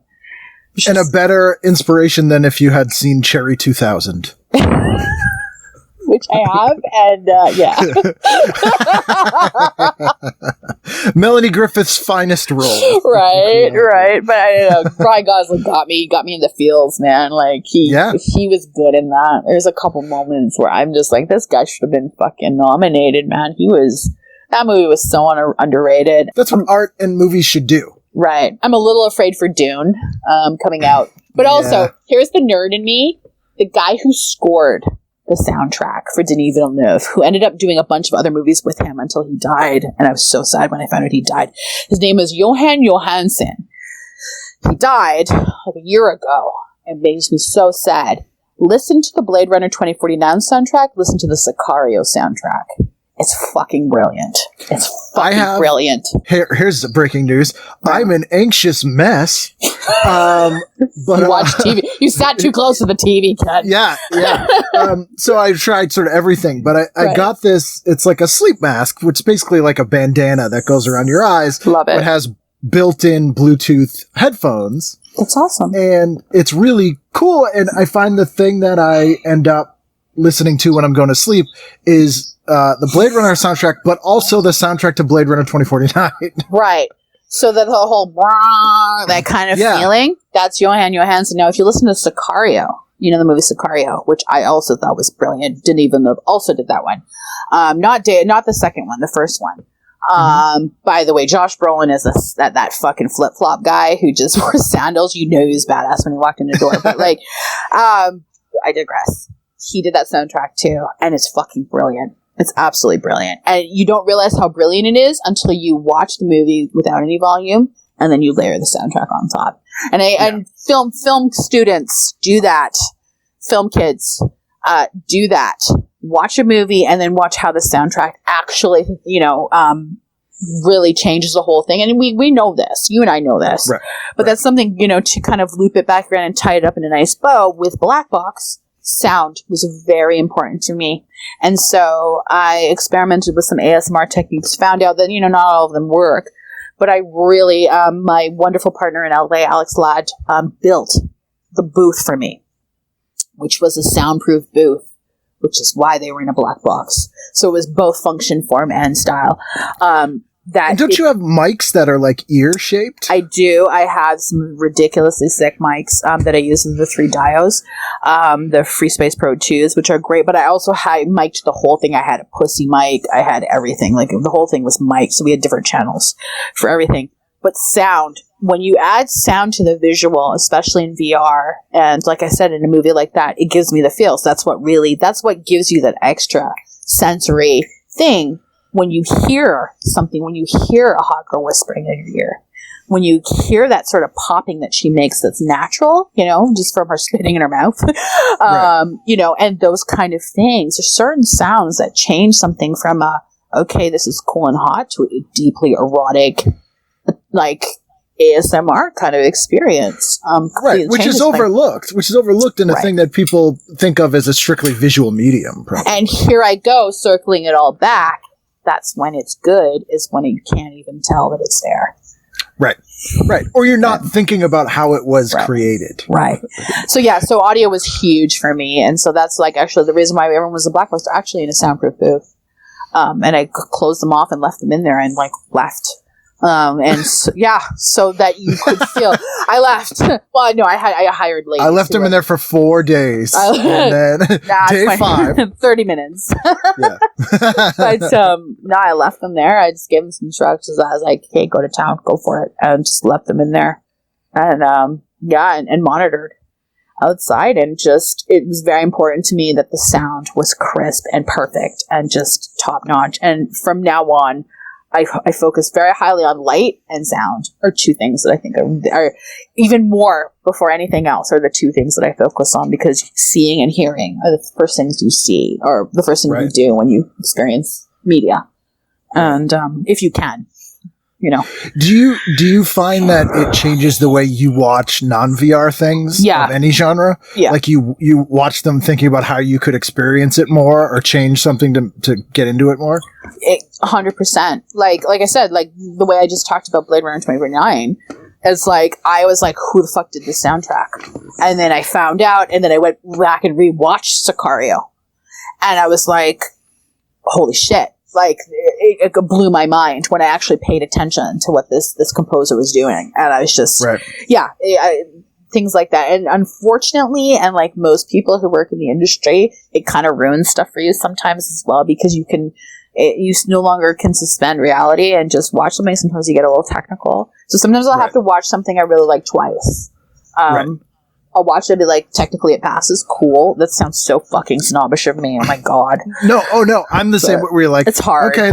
I'm not getting taken out of this for this and this reason. Now I can pay attention to it. Right. And then I'll usually go back and go, fuck, I love Sicario. Right. But I mean, then you get something like, Deadpool, and you're in it from the jump because Ryan Reynolds just does that to you. Yeah. Oh yeah. Yeah. But that's a total different experience too, where that's more like a roller coaster ride, or like junk food is a dismissive way to call it, but it's more consumable, I guess I would say. Right. You don't have to do as much work as an active viewer. No. It's much more passive in a good way, like in a pure entertainment way. Right. Like one time I was in a reality show, a pilot for a Canadian reality show. I ended up getting the part, but then I ended up moving, so I couldn't do the show. Thank fuck. But doing the pilot, and it was like first 2 episodes, ruined reality TV for me for the rest of my life. Oh yeah. Because then I was like, wait a sec, it's not real. Yeah. It's all fake. It's all formulated. It's all retakes, and like, I don't know. It's just like, sorry guys, I couldn't watch reality TV after that. Yeah, which I always say to people, I'm like, just look at the credits and look at all the writers. Right. Right. Right. Like, that's all you need to know. Or you would say something, and then all of a sudden 6 cameras would zoom in on you, and they'd be like, can you repeat that and say it like this? Right. Same words, but say it with this tone. Well, we rewrote your words for you a little bit. Right. So you're not a reality TV fan. Got it. Except for 90 Day Fiancé, because it's a harsh train wreck, and I love it. And but now, like, it's getting even, like, because, like I said, we always want more and more and more. Like, we can't. Like, now it has to be even worse. Now, from, like, when you compare it from the beginning to now, it's really, you can tell, man, like, they paid this girl. You know, like, you can tell that they paid this girl, they paid this guy to, like, show up, and they weren't going to, and they were going to harsh catfish this dude, and, like, so now I'm losing interest in it, unfortunately. But in the beginning, it was a natural train wreck, and that's what I liked, because there was an actual feeling of realism in the beginning, and I think that was authentic, and now it doesn't feel that way anymore. So, well, it's like most things they try to reverse engineer fail. Like, if you try to make a cult movie, it's garbage. Right. If someone sincerely makes a movie they think is going to be some mainstream success, and it turns out it's an absolutely bonkers train wreck, that's the kind of thing that finds a huge audience. You know, it's like Evil Dead. You know, like I think there was, like, a lot of seriousness put into in the beginning, and now anything that Bruce Campbell puts out now has that hint of, okay, it has to be kind of kitschy, like. Well, yeah. Except that alligator movie. Sorry, that alligator movie. Did you see it? Crawl. It was actually really good. It's actually. I mean, he's a good actor. It's. I have a funny Bruce Campbell story you may enjoy. Oh my God. I did a screening of The Evil Dead with him on Halloween one night. We did it at the Soul Theater, and. Wow. Yeah, I've met him a few times. He's a good guy. And it's funny, he'll call me sometimes, and it's he'll leave me the most Bruce Campbell message ever. And he'll be like, hey, Ken, baby, it's Bruce. Like, it's like someone wrote the dialogue for him, but that's just how he is. So he shows up to the theater in a white tuxedo, or white jacket, black pant tuxedo. Right. And, we're going over how the thing's gonna go. And he's like, all right, Ken, baby, we're gonna go out there. We're gonna intro the movie. We'll do our shtick. Boom, boom, boom. We're going to say roll the movie. I'm going to go back to my hotel and go to sleep. I'll be back here 5 minutes before the movie ends. And I'm like, wait. You're going to go to sleep? He's like, yeah, I've seen this movie. It's fine. And then, so he disappears. He comes back 5 minutes before the movie ended, and his text, he's like, he just laid down in his tuxedo and took a nap. I love him. Didn't miss a beat. Yeah, he's an awesome dude. And actually, the funniest thing was, the night I did that show with him, he got the call that they got greenlit for the Ash vs. Evil Dead series. Which I haven't seen yet, and I want to. Wow. It's really good. It's really, really good. It's awesome. And it was funny because he told me about it, and then he told me, because he was super excited, and he told me all about the plans for it, and then I couldn't tell anyone. Because he's like, don't tell anyone this. Because it didn't get announced for like another month. Right. And it was such a weird thing, because I'm like, oh man, this is so exciting. Bruce Campbell, good guy. A little bit of a segue, but it's going back to the TV. The fact that Apple TV released Amazing Stories, which I haven't seen yet because I was editing and I didn't want to, like, be, like, grumpy when I watched it. And that also Creepshow got re-released on Shudder. I don't know if you have Shudder. I just, so excited. Yeah. Well, my friend, again, this, I'm name dropping, so I hate myself for this. Don't, because I'm like, I'm in awe right now. I love my very good friend Dana Gould is in one, and because one of his good friends is Greg Nicotero, and so Dana, when he was on the set of that filming, he kept texting me, which he shouldn't have been done, but he was texting me like photos and like videos from the set. Wow. And I was like, oh man, you are like my long lost best friend. Like, everybody that you're name dropping, I'm so excited about. Like, fuck Kanye West. Like, I'm so excited about, like, and I mean that. I'm so excited about what you're saying, and I'm like, oh my god, this excites me.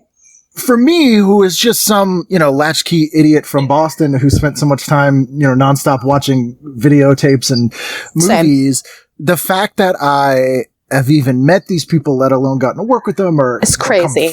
Become friends with them, that's insanity. Like, dude, I still got one of my early relationships, like romantic relationships, I dated a kid that worked at a video store.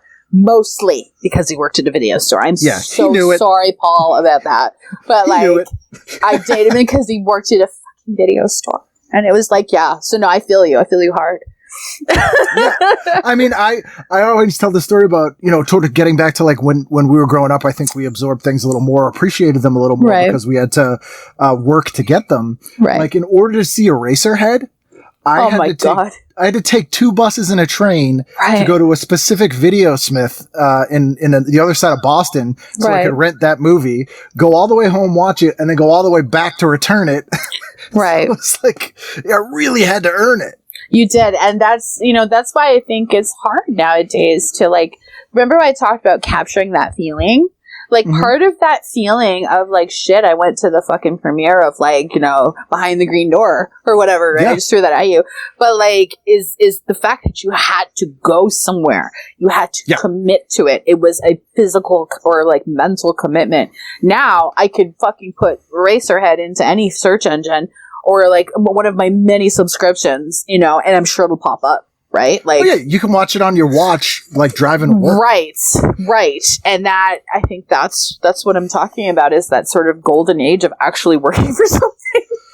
Oh yeah, no, it's like a It's Twilight fun. Zone twist in that you've gotten everything you ever wished for, but it kind of ruins everything. Right. But also too, from a filmmaking and a actual like technical aspect, like these guys had to cut film and stuff, man. It was like a different beast. Like now I could take 50 takes and not even worry about running out of film. Like switch the cards, like whatever. Go ahead, but yeah. But I've noticed as I won't name the movies because people are making movies and it's fine. Right. But a lot of the modern horror movies are kind of garbage because they don't have to do that. So they're just shooting and shooting and shooting and shooting. They didn't have to storyboard. They didn't have to think it out or rehearse it because they're just like, well, just shoot it and fix it. Right. And you get a really boring, kind of not technically or stylistically interesting, not innovated, kind of boring product that way. Right. Dude, straight story, true story. My first editing gig was trying to edit VHS tape. Try that, kids. Try that one. Deck to deck? Or did you have an actual edit bay? No, I had deck to, it was like straight, like I was young. Okay, I was like really young and it was like a child project. Like, but I took this on to make this like fucking thing. And it was like a sort of mockumentary thing. And I took it on with another friend of mine, and he had, like some voiceover recording resources and some audio recording resources, which was like blew my mind. And he had the 2 VHS deck tape thing with 2 monitors. So, but yeah, it was a lot of start, stop, record, like cut, like keep transferring it over onto tapes. Try that, and then you'll just be like, wow. Like, when I edit now, I'm like, it's a breeze. It is a fucking breeze. Have you ever seen the version of Boogie Nights that Paul Thomas Anderson made in high school? I did not, and I would love to, because that fucking movie was very inspiring too. The version he made of that movie in high school, he made from deck to deck on 2 VCRs. Wow. And I need to watch it. It's more of a mockumentary, and you can find it online. It's out there. I will look for it. But it's pretty fascinating to see, especially seeing like what he did with it later. It's pretty interesting as well. So you mentioned Boogie Nights, right? So I met Seka from the Golden Age, who Absolutely. you know who she is, right? Platinum Princess. There's a great documentary called In Search of Seka about trying to find her. She still texts me to this day occasionally, and she is one person. Like, there's very few people that have me starstruck. I don't get starstruck very often, and it's very, very rare. And she is one of them. She is one of them that I'm completely blown away, because one of my first experiences was seeing a dirty movie. I think she was in it. Even if she wasn't, I very much recognize her from either seeing a Playboy under a bed or something, right? So like, well, she's like a quintessential 80s everything that you think of. And she was the first to shave her pussy, and she was the first to go blonde, and she was the first to do like all this stuff, right? So she did a lot of stuff. When she texts me, like just randomly, I'm like, holy shit, Seka's texting me. Like I'm like, what the hell's going on? Like I still get that kind of moment. So like her and Tara Patrick is another who I still go, holy crap. She's a friend of mine. That's crazy. Like, but then they're just people too. They which is the weird part, right? But it's because I guess it's when they were like, when they had reached the sort of the height of their publicity. I don't even want to use the word fame, because I still think they're amazing women who do amazing stuff. But like when they reach the height of their notoriety, even like I was at an age that was, I guess, very Impressionable. I was very impressionable. I was at a very impressionable age. So seeing this, like, Seka, who was this glamazon of the time, and one of my first sort of experiences with looking at adult content, and then Tara Patrick when I was actually old enough. And it was the time of when there was this resurgence in porn of bringing back the contract girl. And it was like, you know, like really big deal. And this glamazonian, tall, beautiful Asian woman. Yeah, it was just like, she's held in this regard for me that's still like, whoa. And then, yeah, she takes me to her auntie's restaurant and we have food together and, you know. Right. Because, you know, at the end of the day, and I'm sure it's different in the adult world because the, you know, the person, although they're playing themselves, it's not quite that either, you know, less so than someone who's a mainstream actor who play, you know, because you're seeing them in a much more vulnerable, different way. You know, for them, even that version of them that you're talking about is somewhat separated and different to them probably too. You know, I should ask her. I don't even know. I've never had the conversation with her. Like, I never talked to her about that stuff. Like, because when I first met her, I was like, oh my God, Sarah. And then she was just down to earth from like jump. And same with Seka. They were both like so cool and they kind of like invited me into their lives. And I was like, but still there's a part of me that still goes, oh, it's Seka. You know, like, it'll never go away. And it's just because of my first experience with seeing them is all. I'm sure that would happen if, you know, I saw, God, I don't even know. There's no movie star who does it for me anymore like that. Unfortunately. I've definitely met and had on the show more or less every actress I had a crush on as a teenager. That's amazing. And I'm friendly. I think I've stayed friends or in touch with just about everyone I've ever had on the show. That's so cool. Weirdly. But when you're in the moment, you're just talking to them, and I kind of am able to suppress that. But I do find sometimes, like later when I'm editing and I'm just hearing their voice, I'm like, oh my God. Right. I'm talking to this person. That's crazy. Right. And I get that. Like, I'll see, like, Seka will text me, and I'll be like, I'll read it, and I'll answer, and I'm like, whatever. And I'll be like, oh, that was Seka. That's crazy. You know? So essentially, what you're saying is that whoever figures out a way to make adult content that recreates the feeling of finding dirty magazines in the woods unexpectedly will be a multimillionaire. Was it unexpectedly? You know what though? But I think it only works for our generation because kids nowadays just have to turn the phone on, and it's not that they don't have to work for it. And there you go. You had to hide in the woods with a box of porn that you stole from your uncle, right from the garage. Right. Like you know, like we all know how it went down, and everyone knows it. But like, you know, you don't have to do that anymore. You can just lock the bathroom door and turn your phone on. Like it's both good and bad. There's both good and bad things about it. And, you know, I'm a very huge advocate of being of the right age and all that stuff, so don't get me wrong. I'm not trying to promote that kind of stuff whatsoever. I just have to say that disclaimer. But, man, you had to work for shit before, and I'm sounding like a broken record and an old fucking lady, but, like, you know, you did. And that's what's harder nowadays as well to make, I think, good movies and make good entertainment and make even good TV shows, is that you've got a society who's able to get everything instantaneously, really quickly, and they're also used to things like Vines and TikToks. Right. Which are like 1 minute long. And they're used to getting things for free. Like, you know, I always cite the example that, you know, there were probably albums you bought that someone recommended to you, and you bought it and you hated it, but because you spent 10 or 15 bucks on it, you sat down with headphones and you listened to that freaking album till you liked it, and it has become one of your favorite things. And here's the thing too, though. Actually, I have to push back a little bit on that, and here I'll say why. Because I've actually sold things in a microtransaction thing, and you end up as the content creator sometimes making more money than you would if you put out the whole album or you put out the whole thing. Because it is easier for you to part with 99 cents 100 times than it is for you to part with $100. I don't think I did the math right there, but you see what I'm saying, right? Yeah. I'd much rather just go 99 cents here, 99 cents there, and also too, when it's on your phone. Cha-ching, DoorDash. Oh my God, I just spent $60.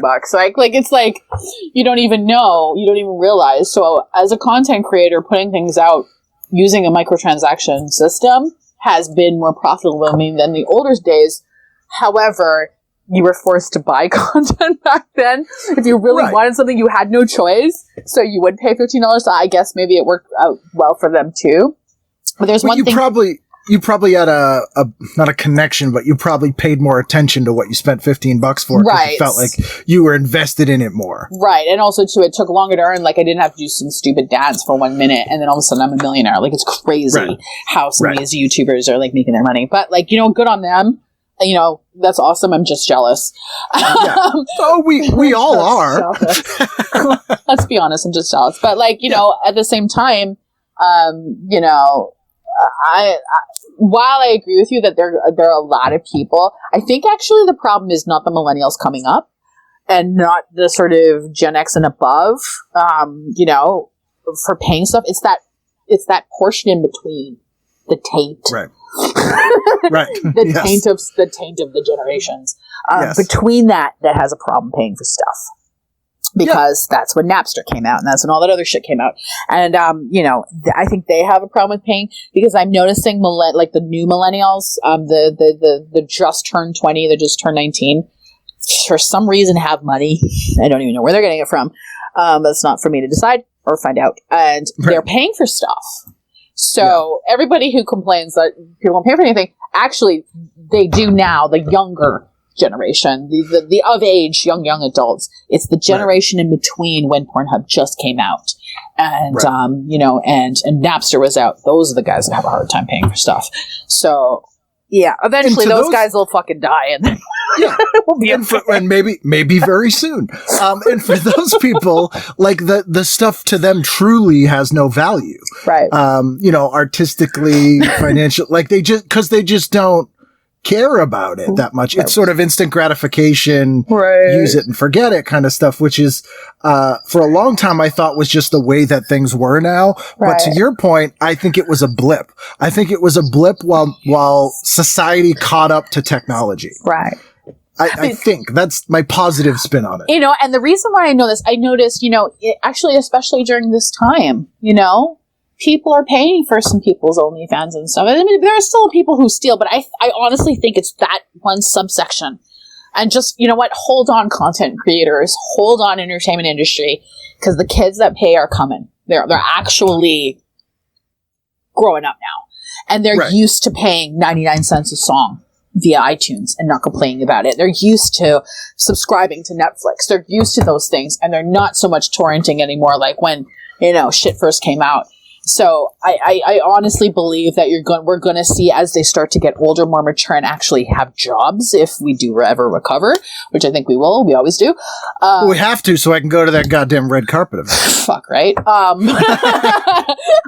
and I'm not going to throw you on a virtual one. That would be so unfair. But I think if we just hang on a little longer, and I think you're going to start finding that the people who are interested in paying or used to paying for content are coming. Cause man, like my nephews and stuff are used to paying and even like for gaming, for DLCs and stuff, it's like 99 cents here, get a new badge, I play Call of Duty, and it's like, here, you can get a new character for like 99 cents, a couple tokens, so people are used to it. They just haven't become the driving force behind economy yet. What fascinates me is, if you look, and I think it's this way in Canada, but if you look at Amazon Prime, which is, started as kind of a Netflix streaming service, now they have sort of in-app purchases where you can purchase channels. So you buy Shudder, you buy CBS All Access. I bought Shudder. But what you're basically doing is just recreating cable all over again. You are, but you're getting to choose instead of being told. That's one thing is, I literally renegotiated my cable contract, because I straight up called them. I was like, guys, you know I could go. And they're like, what can we do to keep you? So it's a la carte, which I'm fine with, because you know what? It's like going back to the album, if I could have bought that Guns N' Roses album way back in the day and only picked a couple songs out of it instead of the whole fucking thing. If you could ditch Garden of Eden off that thing. Actually, let's go back to something even more that I only listened about 2 or 3 tracks from. It's Black Sheep. The Choice Is Yours. I used to listen to it on my Sony Walkman, the yellow one, on the way to school. I loved that. I loved a couple songs from there, but not the whole damn thing. But I would have loved to have been able to break it up. And then they started bringing out the single tapes. Remember that?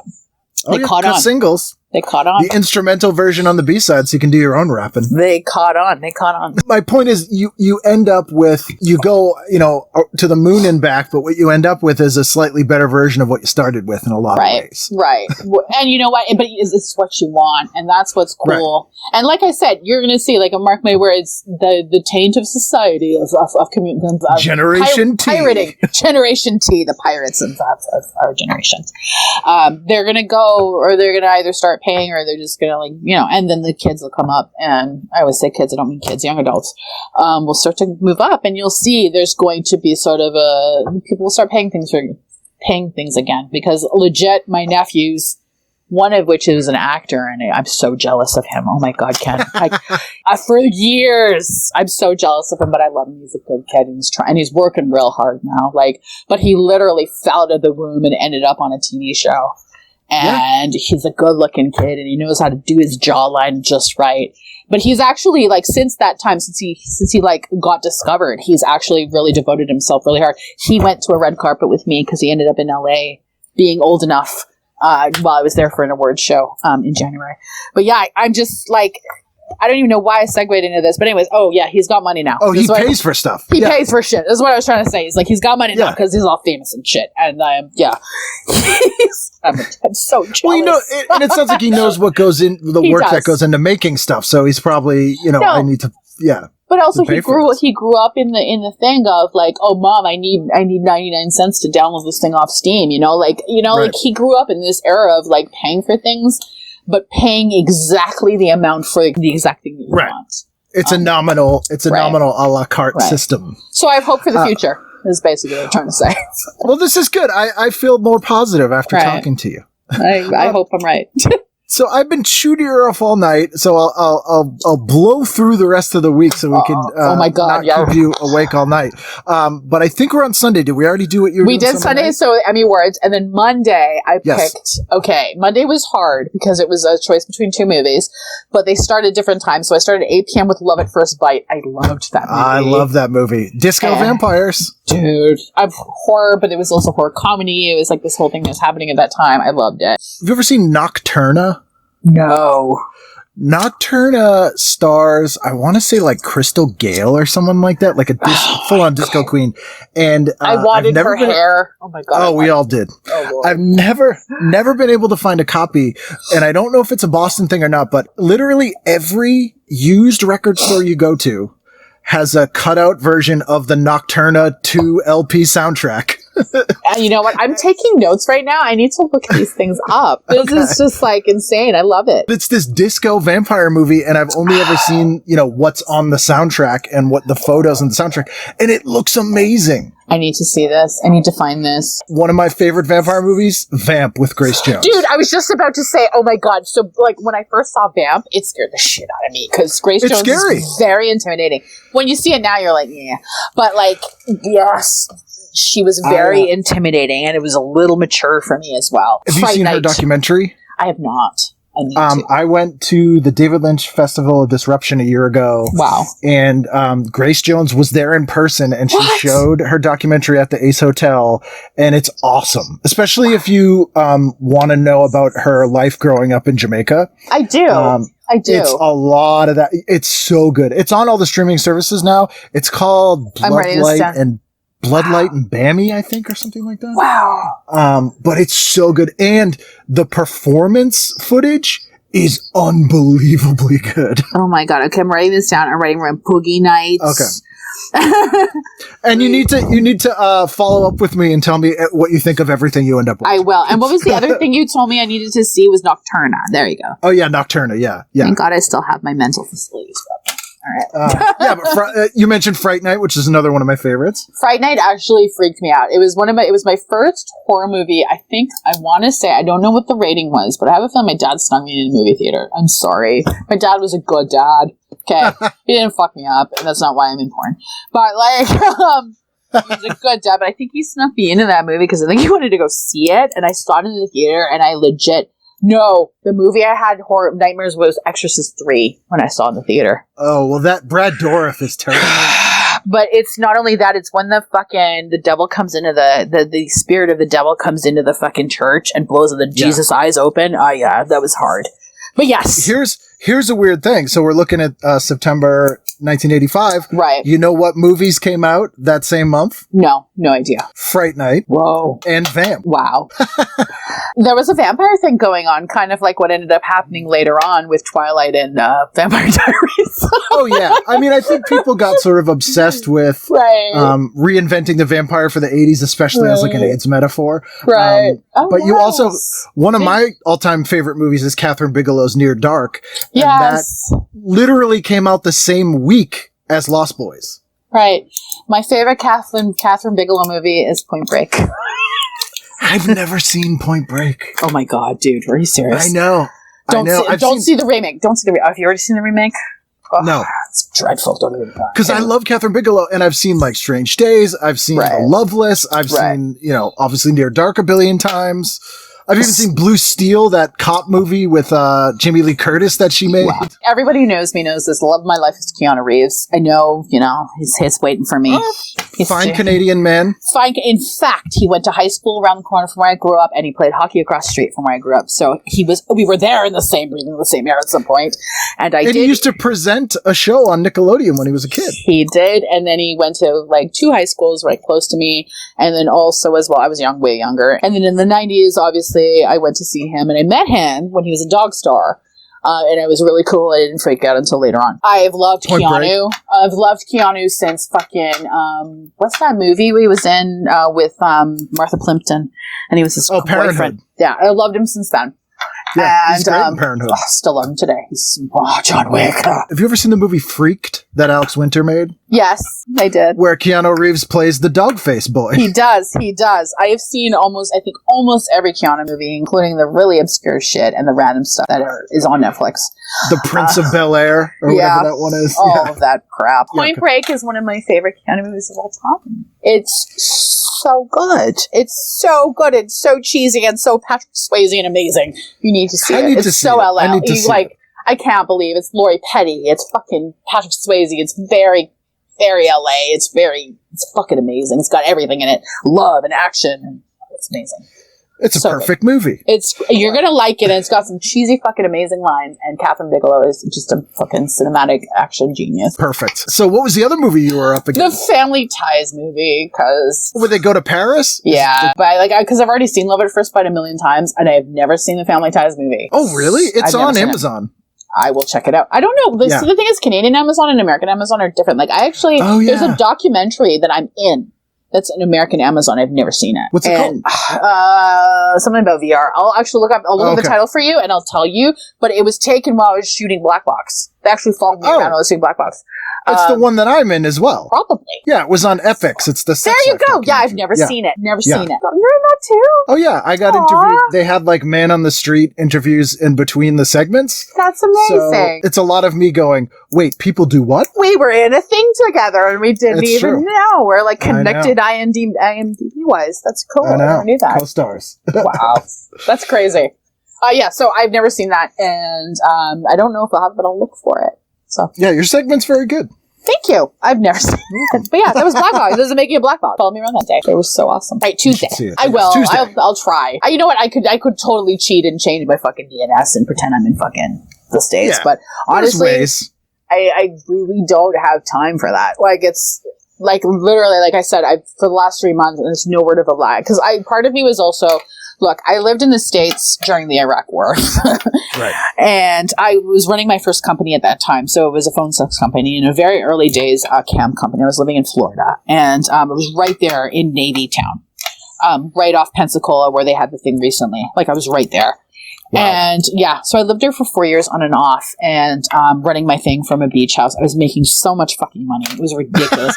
No, but I'm not even exaggerating, and I'm not trying to brag, but it's just like no kid should have that. Because it was the dawn of the internet, basically. I was doing everything from dial-up, and it's just like sex sells, right? So how this came out, long story short, sitting in the courtyard, we used to have 4 p.m. tea like snobs at acting school, and my friends would be like, I wish I didn't have to waitress, because it's so hard getting my shift changed when I have an audition, and we're all lamenting. And someone said, I wish I could make money like a hooker without actually fucking anybody. And I was like, yeah, no, how awesome would that be? Because I'm very picky, and I think some guys are gross. So I could never, that's why I'm not a performer. I'm sorry. Yeah. I couldn't do it. No, mad props. I couldn't either. Right. I wouldn't even be a hairdresser. I don't like touching people's hair. Like, so it's like, I'm not a germaphobe. I just like, Well, so here's your TV series pitch. What you've just described sounds like a huge hit Netflix series. I know, right? Okay, totally. But here's the thing. This is my real life. So then I actually, like, 3 weeks later or 4 weeks later, for dramatic effect, let's just say it's a month later, I ran into this girl who told me her name is Jezebel. And I'm like, whoa, why do you have a name like Jezebel? And she's like, oh yeah, I do like phone sex. Her real name is Rachel. And, and she taught me all about the business. And we just started being friends. And because I was so open-minded and so, like, non-judgmental, because back then, if you were a performer, and I actually said this to a friend of mine, if you were a performer, you couldn't do business. They didn't respect you at all. And now things have changed. There's still a little bit of a stigma that if you used to perform, but it's not like it used to be. It was really bad. There was only a few women in the adult industry. And this is in 2000, right? I'm talking. So she taught me everything. So actually that's how the name Anna was born, because I assumed the pseudonym Anna back then, and based off of a nickname, and started working with her and developed Courtesan Entertainment, which was a very sort of highbrow, fancy PSO and webcam. But basically it was because my actor friends were all working for me, and we were making money, and we were making money at the tune of $4 a fucking minute. And I was getting this is like risky business, dude. But it's $4 a minute. Could you imagine paying $4 a minute for anything now? Like, no. except a shrink, like $4 not even right. But there was nothing else, and this is when you would dial up and you try and like load a photo, and it would take an hour to like fucking. I'll see if it's up in the morning. Right. So I was making a lot of money. I was making like $2 a minute off of like X number of girls. But I was making sure everybody was taken care of and everyone was really happy. And then the fucking Iraq war happened and the recession hit and boom, it was over. Yeah. And so what I'm trying to say is I've been through the adult industry twice now. .com bubble too, like twice now, of where we were laughing, we were doing real well. I was making, and Amazon just opened, and I was ordering everything under the sun. It was so fucking stupid. I ordered all this bullshit I didn't need because it was just being delivered. It was so cool. But yeah, we were making money hand over fist. We were like in our 20s, partying on the beach every day, and I just had to monitor things every so often.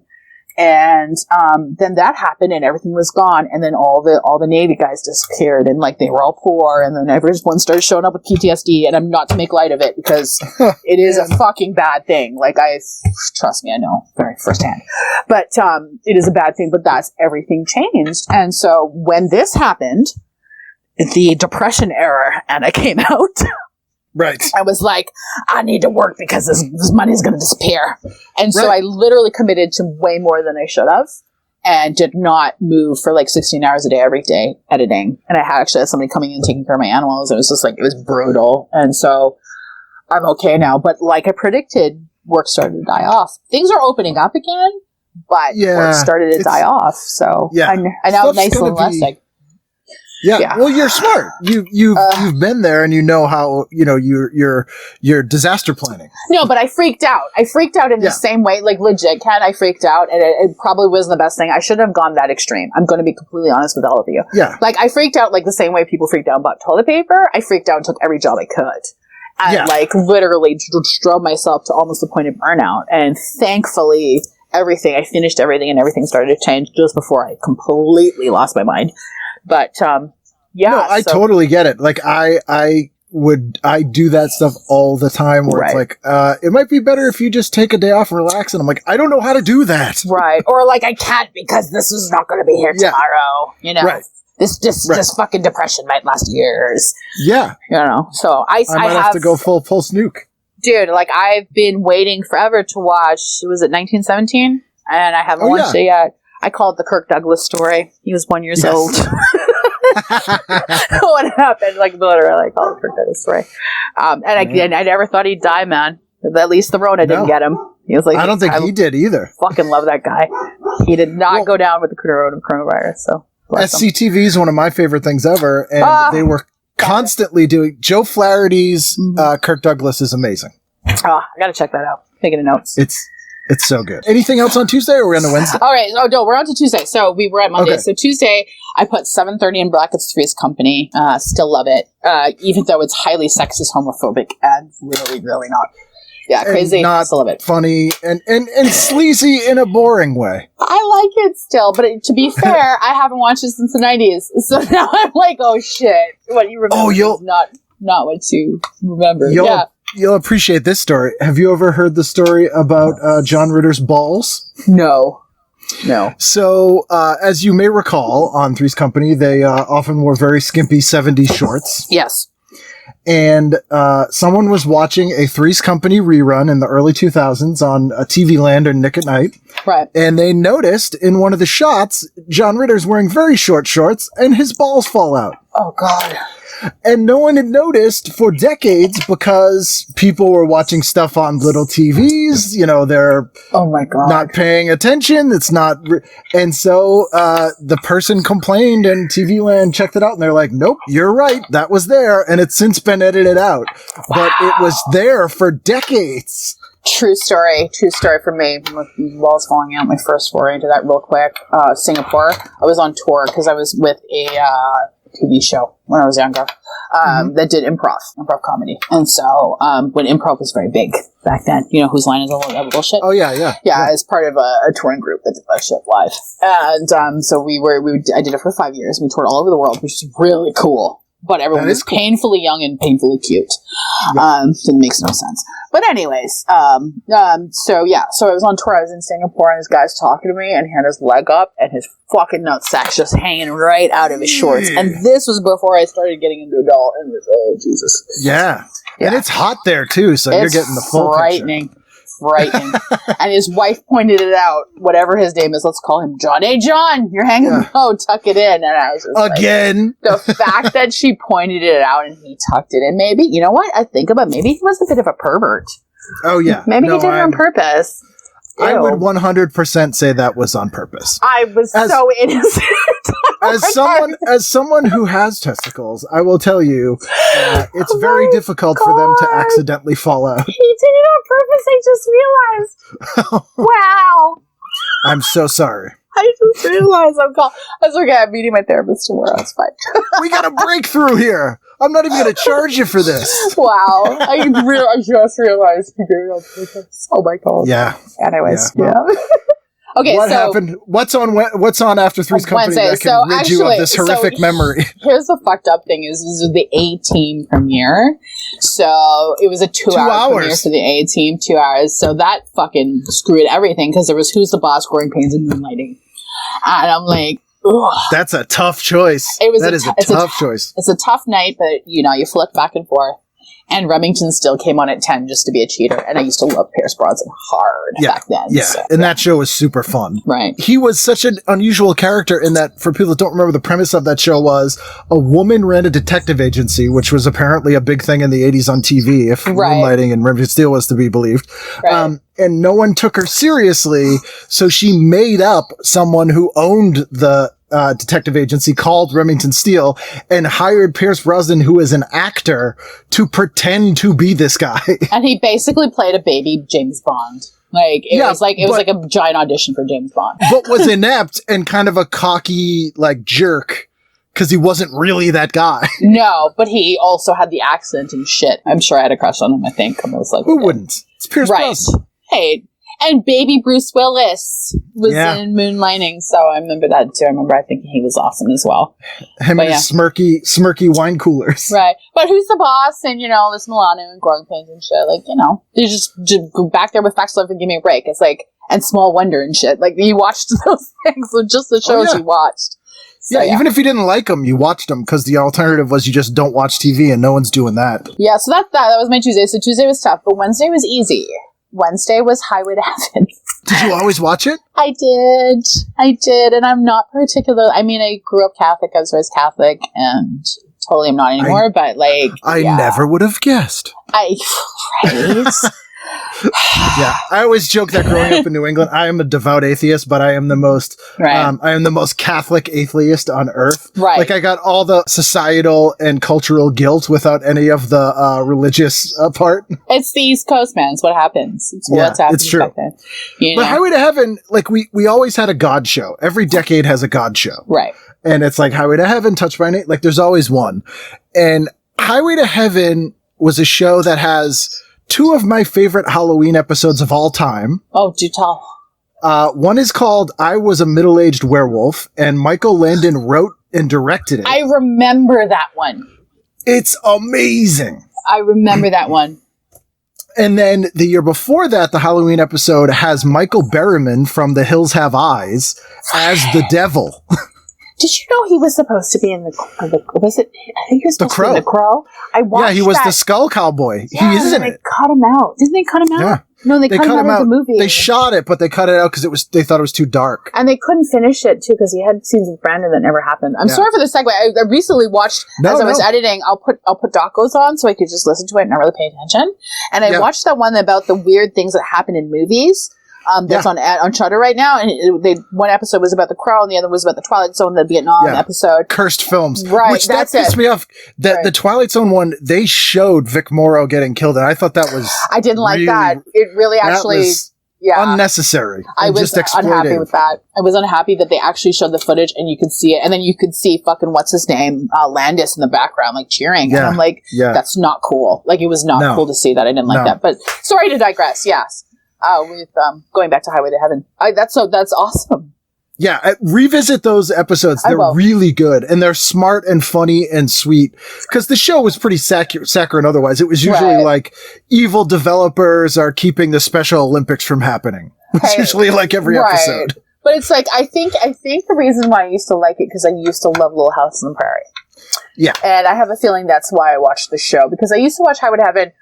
It was no Quantum Leap, which I think came later, but like I used to watch it and I enjoyed it. But just seeing it there wasn't that much choice. That's what I mean. So I was like, but I mean, Michael Landon was infinitely likable. Like he just was comforting to watch. Right, exactly. And like I said, I had that association with him being Pa from Little House. So, but speaking of God, then the next thing I picked was the George Burns Comedy Hour. Which was actually amazing. So the George Burns Comedy Hour it was a summer replacement series in 1985. Right. And it was essentially an anthology comedy show, which is something we almost never get. Anthologies are always horror based. Right. But the cast consisted of the cast of SCTV. Which is why it was probably really good. Yeah, so you got Catherine O'Hara, Eugene Levy, Dave Thomas, Joe Flaherty. They were all in different episodes of I think they did 9 episodes of the George Burns Comedy Hour. And it's actually really good. He just introduced it. He's like the crypt keeper of that show. You know, there's something to be said, just to once again digress a little bit, about people who kind of grow up together and are come from the same place. Like you kind of notice that people who are successful even now end up doing it because they were part of something that was just really cool, like the Groundlings and like, you know, those guys. And then Kids in the Hall. I mean, even going, I mean, this is kind of reaching, but Matt Damon and Ben Affleck, you know, just being kids. And I found out that Martin Scorsese and Robert De Niro grew up together. Yeah. In the same neighborhood. I found that out when I watched The Irishman, nerdy outtakes later. And, you know, I'm saying to myself, that's how shit got made back then. And still, even to this day, is people like just collaborating. So, I just think that's really cool. You find like some real genius moments in people who just collaborated and worked together, and that sort of ease of which to work together is something that, you don't see very often when you just cast strangers together. Well, they make each other better too because they're kind of, to oversimplify, they're always trying to one up each other. So they kind of, they up their game. And even for me in my industry, like I like to cast friends. I like to cast people that I've worked with before, that I've worked with frequently, because I know them, and it's good to be able to put them in something that really, really like makes them shine, and they're really good at. I think it's all, and it's like, what are you talking about porn as if it's art? Well, yeah, no. In order for you to feel something, you want to feel like the girl's actually like enjoying it. So you want to make something that she's good at. You want to do something she's good at that she likes. So you know, like I said, going back to the whole thing where we talked about earlier, it's just the feeling like it's real. That's really important to me. So that makes sense. Right. Anything else? And that's your whole Wednesday? That's my whole Wednesday. That was it. It was like Highway to Heaven's an hour long, and then George Burns was an hour. There was there you go, 2 hours. Boxing again, right? But I don't think they had the card up. I didn't really say who was there. So, After the God Show, you get to watch people beat the life out of each other. Right. But Thursday was interesting. Thursday was hard because it was like Cosby Show, Family Ties, Cheers, Night Court, all in competition with Magnum PI. Oh. See, I would have gone with the comedies. All right. Every time. I loved Night Court, though. I loved Night Court. And I probably shouldn't have been watching it. I still do. It was so raunchy. And I didn't get half the jokes. And now I do. Just bad. Maybe that's why I do what I do. Maybe it's all Dan Fielding's fault. Everything I watched was like highly fucking innuendos and like super sexual. And I didn't get it at the time, but now I do. It like imprinted me. But even now, like Night Court, like the stuff that were dirty jokes, they didn't even make any sense. Like like as a kid, when you don't know anything, it'd be like they open Dan's briefcase and he's got like 2 bananas and a beach ball in there, and they're like, "Oh no!" Right? But you're like, as an adult, you're like, "What the fuck's he doing with that? That's not a thing." Right? Like, Right. So even then, it's like it kind of doesn't work either.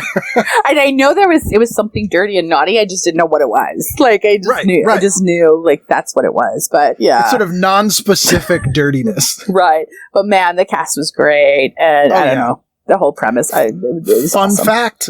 Tallest cast in television history. Bull was definitely tall. He's 6'5". John Larroquette is 6'4". Marky Post is small, though, isn't she? Marky Post is very small, but very nice. Harry Anderson was 6'3", and Charles Robinson was 6'2", and Marsha Warfield was 6 feet tall. Wow. That's so cool. That's so cool. Unusually tall cast. Unusually tall cast. But yeah, this week was tough. Like, just Thursdays, like Friday. Fuck you on Friday, man. I actually wrote this note in my notes. Friday, 8 p.m. I hate you. I hate you. You picked the year, and this week I hate you. I actually wrote it down in caps. I think I thought you were going to read this. My notes. Oh no, that's private. That's your own private thoughts. But I wrote that down because 8 p.m. Friday, I totally segued. Knight Rider, Twilight Zone, and Webster all at the fucking same time. Oh, what'd you go with? I just put them all because I don't know. Because I don't know. I would have taken some Ritalin and fucking flipped through the channels. I don't know. I would have gone Twilight Zone. I probably would have gone Knight Rider. Knight Rider this was year 3 of Knight Rider, I think. I don't know. I don't remember. I would have been super excited because this was the first year of the new Twilight Zone. And night, fine, I would have gone Twilight Zone. That night is the premiere episode, which is a segment called Shatter Day. Yeah, I would have gone there. Written by Harlan Ellison and stars Bruce Willis. Okay, yeah, no, I would have gone Twilight Zone. I wasn't aware of those actual specifics. I would have gone Twilight Zone. But Webster was always a perennial favorite. Webster was a cute one. I would have forgone him. He was cute, whatever. And Knight Rider was cool because my dad actually got a Datsun at this time. Oh, nice. That talked to you when you left the key in the ignition or the door open. It actually fucking spoke to you. It was like, the door is ajar. Put your seatbelt on. Yeah. The key is in the ignition. Beep. Like, it would do that. And I was just like, I thought it was the coolest thing. And I legit think my dad bought it because of that feature. I legit think everybody's dad who bought that car bought it because of that feature. And he started my love affair with actually like cars. Like I have a thing for cars now. And what's your all-time favorite car or your dream car? I kind of am driving it right now, actually. What is it? I have a Challenger. A new Challenger or like a classic Challenger? I have a new one now. But yes, I love the Challenger, all of it. I love everything about it, and it makes me feel like a redneck in a very posh way. like Rob Zombie. Oh, yes, yeah. Whenever I go to LA, I always try to rent like a ridiculous car, and I've rented a Challenger a couple times. Love them. But one of my other things I've never done is driven a car that was made before 1990. Well, that was me when I was younger. When I was younger, my very first car, I worked fucking hard for it, was an Audi 5000. As soon as I turned 16, I worked. Trust me, it's not that fancy. It just was an Audi, but it was a hand-me-down Audi from like 1980 something. And it was like 1995 or 96. I had it. So it was already 10 years old, and I didn't know any better, like, because Audi 5000 was actually a saying back then too. Oh yeah, to me and piecing out. So I thought Audi it was cool 5000. thought it was cool as shit. And meanwhile, I had no idea that you actually had to pay for repairs, and that Audis were German cars, and that was very expensive. So that was a mistake. But throughout my life, I've owned, like, I had a Corvette, I had a Mercedes. All of these were old cars. They were not, like, brand new at all. The Challenger is actually my first brand new car ever that I got. But before that, everything had been pre-owned several times and required work. So I was very much into it. But the car that I had for a minute, and I couldn't keep, was a Jaguar XJ6. It was in British racing green, and I was 20-something years old when I was in the States. And I loved that car. It had 2 fucking gas tanks. It was for smokers, and I smoked back then. And so it had like 5 million ashtrays, and it was fucking like wood inside. I loved that car so fucking hard, but it was just so many things were wrong with it that I literally like just flipped it real quick. That's a Pierce Brosnan James Bond car. It is, and I still to this day have a thing for the British cars. Someday you'll get a British car. I will. If Daniel Craig was driving, that'd be even better. But like, yeah, we'll see. I believe you'll have an Aston Martin. Yeah, that would be really, really, really cool. But Fast and Furious came out. And, yeah, man, like, I love the fucking American cars. Have you seen the documentary The Devil at Your Heels? I have not. Writing it down. Why? Why do I need to see it? It's about a guy whose name I can't remember, but he's the Canadian Evel Knievel. Okay. And it's from the 70s. And this guy was obsessed with building a rocket car. Oh, my Lord. And this documentary is all about him trying to build a rocket car so he can jump over like 100 buses. Wow. And it's hilarious and weird and just incredibly entertaining. I need to see it. I've written it down. It's definitely on my list. Yeah. But yeah, I love the Challenger. I love having it. It's awesome. And it, like I said, like it's very modest, but it's also kick-ass. And it's got a lot of guts, and I just love it. I'll give you another tip that you may enjoy. What? If you have GPS, presumably in the Challenger, so. You can buy the voice of Kit to read your GPS directions. Yes, he recorded it, and you can buy it. It's available, so you can get all your GPS in his actual voice in your car. I'm not gonna lie, like. The guy that I was with when I first bought it, he had to stop me from basically both putting a fucking transformer thing on it and a fucking kit thing on it. Like, he had to stop me. He's like, "You're 40 years old. You need to not do that." I was like, there ain't nothing stopping you now. Right? You need to go make right, that boys? car Knight Rider. She's single and she got a Challenger. Her car talks, man. It's got Kit's voice. Dude, I would even go so far as just put my cell phone. I could just actually like Bluetooth my phone into there. I don't even need to. Yeah. Oh, that's me. You can buy his voice and it's nominal price and it's well worth it. I am going to do that. It'll be my first like post quarantine purchase. It's like yes.